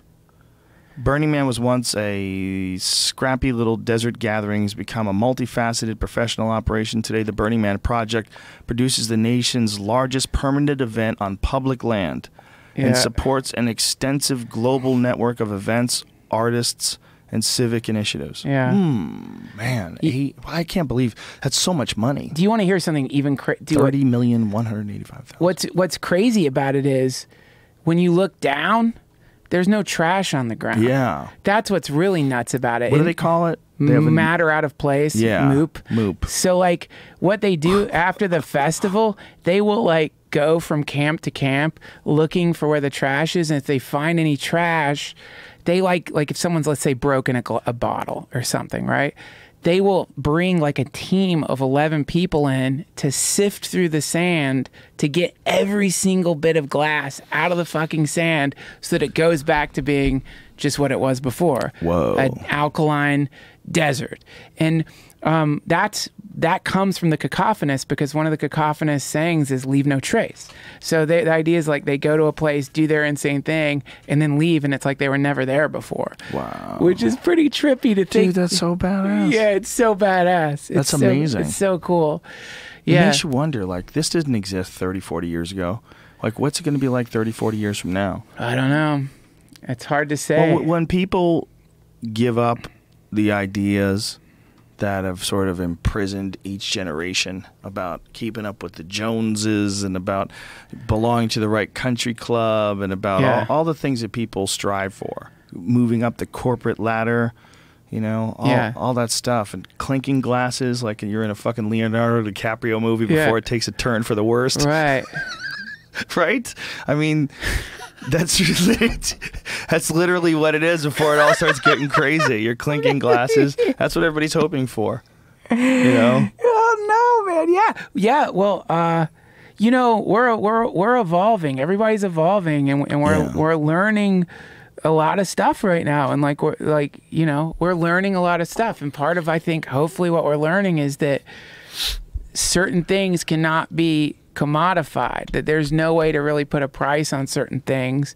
And you know, a lot of people there, it's not like they're against money or against people making money or anything like that. The idea is like, make money, spend the whole year making money, but then let's fucking ignite it in the form of your amazing sculpture that you brought out into the desert. The other cool thing is, dude, when you're looking at these sculptures, you don't see like a plaque that's like, this was made by Tim French. Follow me at Tim French. You know what I mean? No one's signing their fucking work. So like you're out there and it's like you're standing underneath some alchemical like spherical laser globe that's spinning in a way that the lights make it look like the ground you're standing on is like rotating and shifting. Who made that? Why did they make that? How did they get it out in the desert? How are they fueling this? What the fuck is this? Or like there's Tesla coils everywhere out there, like just Tesla coils sparking in the fucking middle of the desert. Whoa. Someone got a Tesla coil out to burn it. Like, just when you consider getting a Tesla coil into the middle of the fucking desert and then setting it up so it works. I think they have videos of it if you look it up. It's pretty cool looking, man. That's just sitting out there. That's amazing. Yeah. That's amazing. Just one thing, or like dick slides. What is that giant thing? That guy next to the Tesla coil. I don't know. I didn't see that. Who knows? He has floating eyes, and what's in his hands? I don't know. Didn't see it. They have dick slides. They have like these slides shaped like dicks that you can ride through, like your sperm getting shot into a pussy. Yeah. Wow. What a fucking trippy festival. It's the coolest thing ever, man. They have an entire spectrum of just insanity out there. That thing. Wow. Fuck. Look at that. It's pretty amazing. Or dude. look up the catacombs. Look up the catacombs. These guys made these like crazy pyramids out there. The catacombs 2016 Burning Man. You should look up like the burning. Oh, you're not allowed to show it. Well, you can show it. But show what? So these guys made these like, look at that. Whoa, what is that? They made these fucking pyramids out there, man. I think that's a drawing. Like, yeah, there it is. Like with wood. Whoa. There it is. Yeah. Yeah. And they do this during the time that they're there, and then they burn it. They come in early, so they come in like like 3 weeks early. I'm not sure the exact amount of time. They construct this thing, and then they just fucking burn it. They burn those things in the morning at like 6 a.m. Dude. Yeah, you could see. Look at the dust devils that kicked up next to it. Like, yeah. Whoa, the dust devils are incredible. Yeah. That's wild, man. The little dust tornadoes just roam through the camps. Yeah. Oh, dude, when these dust storms kick up, it's the most beautiful, insane thing. Because just all of a sudden, out of the blue, everything goes from being completely clear to just being completely obscured with this very fine dust, which is why everyone's got LED lights on, because the lights glow through the dust so that you don't run into somebody. Whoa. Yeah. What a weird choice, though. Why wouldn't they choose to do it somewhere where it's, like, nice? Well, I think the statement they're making is we can do this in the middle of fucking death. Think of what we can do everywhere else. Do you think they did that on purpose? No, I think it evolved. Like I think that originally the idea was the Cacophonous had this idea of what's called the zone trip, which is that if you take a group of people and bring them out of their natural habitat and then something kind of magical happens. And so there's a story of how the first time they went out there, they drew like a line in the sand, and they were like, everything after this line is the zone. And like, that was the first Burning Man, is it just was like, they just picked a desolate place so they wouldn't get bothered by people, because what was happening is, I can't remember his name. I think it's Larry. Will you look up Larry, Burning Man Larry? I can't remember his last name. Really? What? Larry Harvey. So what was happening is Larry Harvey was going to the beach. He went to the beach and they just burnt this like effigy of a man, right? They just ignited this effigy at the beach. And Larry Harvey won't say why they did it. It's really cool. Everybody wants to know, like, well, what was the reason behind it? So like they just went and burnt this effigy out there, and then they were doing it like I think a few years in a row. And it kept getting bigger and bigger and bigger. And then somehow the Cacophony Society got involved, because it got so big one year, the cops wouldn't let them burn it. And so then they were like, they ended up scheduling a cacophonous event, which is I've got the flyer on my phone. It's like the burning of the man in the Black Rock Desert. And so they like redid that event. And took the Burning Man out there. That was the first Burning Man. And then they started doing it every year, just like they were doing it at the beach in San Francisco, but it kept getting bigger and bigger and bigger. And then it became like it was a cacophonous event, basically, that spun out of control. And now it's turned into this, I think, what is one of the largest festivals on earth. When is it? When does it take place? Labor Day weekend. What's that? I'm not sure. Like the first weekend of September, last week in August, somewhere. So it just ended? End of summer, yeah. So it just ended a few weeks ago? Well, I think you can look it up. I'm not sure the date. I could be totally off on that. I don't know. Well, either way, it doesn't matter. Sounds crazy. Sounds amazing. Yeah, it's pretty incredible, man. It's pretty cool. You got to go, man. Go next year. I feel like maybe I do have to go. But when you go, you got to do it right, man. Because like the problem is, like a lot of people, they're like, I mean, you could do it whatever way you want, but there's like. Are you telling people how to do it? I'm going to tell you how to do it. I'll tell you how to not do it. How do you not do it? Well, you heard what happened to the camp, the White Ocean camp out there, right? What's the White Ocean Camp? So there are these camps called like. Do you know what the White Ocean Camp is? I think that's that story. I don't want to blow the story, but go Blow ahead. it. You wanted where they cut people's power lines and shit? Yeah, because it's like the problem is like there's like you could be a little too inclusive there, and so you end up like part of what's cool about that thing is like this is the thing I saw in an interview with Larry Harvey. He's like, this is a survival situation, right? So it's tough. It's not easy all the way through. Like you got to get out there in a fucking RV. We drove an RV out there, man. Not that that's hard or anything, but it's like when you're driving an RV out of Burning Man, it's not easy because it's a 8-hour line to get out of Burning Man in the morning in your RV. You're sitting in a fucking RV for 8 hours in this massive line of people who are being pulsed out of Burning Man because there's only one road out. So is this every time you want to leave through any day of Burning Man? It takes that long if to you get leave out? early, you won't have to wait that long. But if you go through the whole festival, it takes that long to get out. And so the point is, it's not easy. Right. It's not necessarily supposed to be easy. Like it's like part of it's really fucking hard and like really tries you for real. Like it's like you're gonna get, it's not easy. Right. So some people think that like there are people who are kind of subverting the experience a little bit by like flying in on a private jet and then being brought to a place that's already been built for them where they get to kind of like hang out, and then that place is like theoretically it's not so easy for people to get in there, even though White Ocean, like one of the things they said was like, well, we're giving food to people, but there's an embarrassing post one of the guys from White Ocean put up, like, what you did to us. And it was like a guy who clearly didn't get the whole point of the thing, which is like... But seriously, though, why would they do that instead of just complaining or just talking to them? Like, why would they cut their power?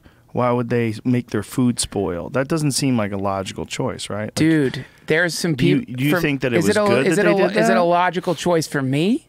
No. Hell no. Of course not. But do you think it makes sense to them that they cut the power and they sabotage these people's food? I think that... That's what they did, right? Well, yeah, they fucked up their camp. They, like, apparently glued their doors shut and stuff, but... That seems contrary to the idea behind the event itself. Well, that's the problem. There's no one idea at that event. You're hearing my perspective. Okay, I see. Right? My perspective is one thing, but that ain't the only fucking perspective, dude. There's like a bunch of people out there who aren't there for love. There's like people who are like, I mean, God, have you seen the gladiator ring they have there where they slam people together who fight, or the fucking fisting tent, or the... They have a fisting tent? Like fisting in the genital fisting? Yeah. They have a tent for that. They have an orgy tent, fisting tent. They have a tent for fisting? Yeah, there's a fisting tent. I didn't go to it, but I heard about it. How would you not go to it if it was there? I don't know, man. If you build it, they will come. Is it one of those things where the only way in is someone's got to fist you? I don't know. Because that would stop me. I didn't go. But or you could fist them. Would you be into fisting somebody? You know, I just think, to see what it's like. I think I can imagine what it's like. I don't know. Like that particular thing isn't like, it doesn't appeal to me. But I do like the openness of it, and I do like the fact that like, eventually, after a bunch of people walking around naked for a week, you stop seeing naked people. And one of the people in my camp, it could be a lie, they say they have something called Acceptable Boner Tuesday, where guys will take fucking Cialis and just walk around with fucking boners. It's crazy, dude. I got my own ideas of it, but like there isn't one idea about it, man. It's not like a tame... There you go. Orgy dome rules. 1, couples and moresomes? Moresomes only. Yeah. Why is that? It's moresomes. Okay. 2, take off your shoes. Okay. 1, couples and moresomes only, meaning that you can't come in there by yourself. Where's the orgy? I'm here to fuck. Yeah. You got to bring someone that other people want to fuck. Yeah. Take off your shoes. Yes. Use blue towels under you. Ask before you touch. Clean up and throw everything away. Close and zip both doors. Hilarious. Yeah. The orgy dome rules. That's amazing. Yeah.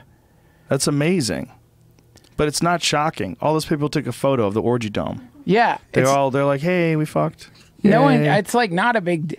It really though isn't that big a deal if you think about it. Like we make it a big deal. It's not that big a deal. It's a big deal because we decide it's a big deal, but it's something that everybody does. Like sex is what Either everybody does or everybody wants to do. Almost Yeah. everybody, except the rare few that are actually asexual. Yeah, It's, right. It's something that everybody does, and yet we make it out to be this horrible sin. Yeah, and that's a very, like, if you're into sex, definitely that's a great festival for you. Because Sounds perfect. Yeah, there's a lot of, like, stuff like that goes on, and everyone's super, like, I mean, I don't know, you know, that's the fucking Gladiator Dome. So what is that made out of? Is that all metal or wood? That's metal, I think. So you can, like, climb up there and watch as they, like, slam these people together. So it's like a Mad Max Look, type yeah, thing. it is. So they're It is. actually fighting? Well, they take these people, put them in these harnesses and these ropes. That they looks give like a them- guy's getting kicked. Yeah. Is he getting kicked? Yeah, he's getting kicked. So they swing and they beat the shit out of each other in there? Yeah. Wow, this is bananas. Is there Yeah. video of this shit or just Yeah, photos? there's videos. Go right to that, please. The battle, Jesus. the Thunderdome. This is real? Yeah, man. Oh my god. What in the they're hitting each other. Yeah. They're hitting each other with sticks. Yeah. What are those sticks They're that they foam have? sticks, but you Oh. could definitely like kick people. I mean, it definitely doesn't feel good. Whoa, this is nuts, man. Yeah. This is really strange. Yeah. You can hear these people screaming and yelling. Yeah. What a fucking trip. And are there police in this at all? There's This- cops everywhere. Cops everywhere in Burning Man. There's cops. Boom. Oh my god. Who are the cops? What? There's cops like walking around with cop outfits on? There's cops with cop outfits and undercover cops. You So have to the be cops smart. with the cop outfits, what do? They just wait for Dude, I someone to gotta shoot tell you, someone or they- beat they- somebody up or they- something? Like, so I gotta tell you, man, most of the cops I saw, they seem to be having really funny conversations with people at Burning Man who are just talking to them. Like, Wow. some of them are, you know, there are arrests, but like from what I saw, it's not like I think for a cop, after being at Burning Man for 3 days, I think their perspective starts changing maybe a little bit because they're in this weirdness just like everybody else. I don't know. Maybe that's naive to say. There's undercover cops there, and people from my camp said one of the things that people do is they'll go to where there's like a party or a rave, and yeah, there you go. Cops on ATVs. Yeah, there I'm you not putting go. that up, but With titties. Yeah. That girl got her titties out. Yeah, it's pretty funny. They're just like doing that. But like one of the things they do is they'll go to like with Monopoly money, with like fake money and fake plastic bags, and do fake drug deals so that suddenly the undercover cops will come out, and then they'll follow the undercover cops, you know, because Whoa. yeah, it draws them out. Yeah, it's pretty cool. They do fake drug I don't know if it's deals true or not. That's with what I heard. With fake money. I don't know if that's Wow. true. I don't know if it's true or not, and I don't Sounds know. good. Let's end on that. All right, cool. You've changed my perspective of Burning Man. Good. You I'm really glad. have. That's You good did. to hear, man. I'm glad. Cool. I'm glad we talked about it on the podcast because I'm glad we stopped the conversation on the phone because you were so adamant about it. I'm like, we got to talk about this. I'm glad we did, man. Okay, now I'm super compelled. All right, See you next year. the end. Cool. Awesome, man. That was great. That was so fun. That was one of our best.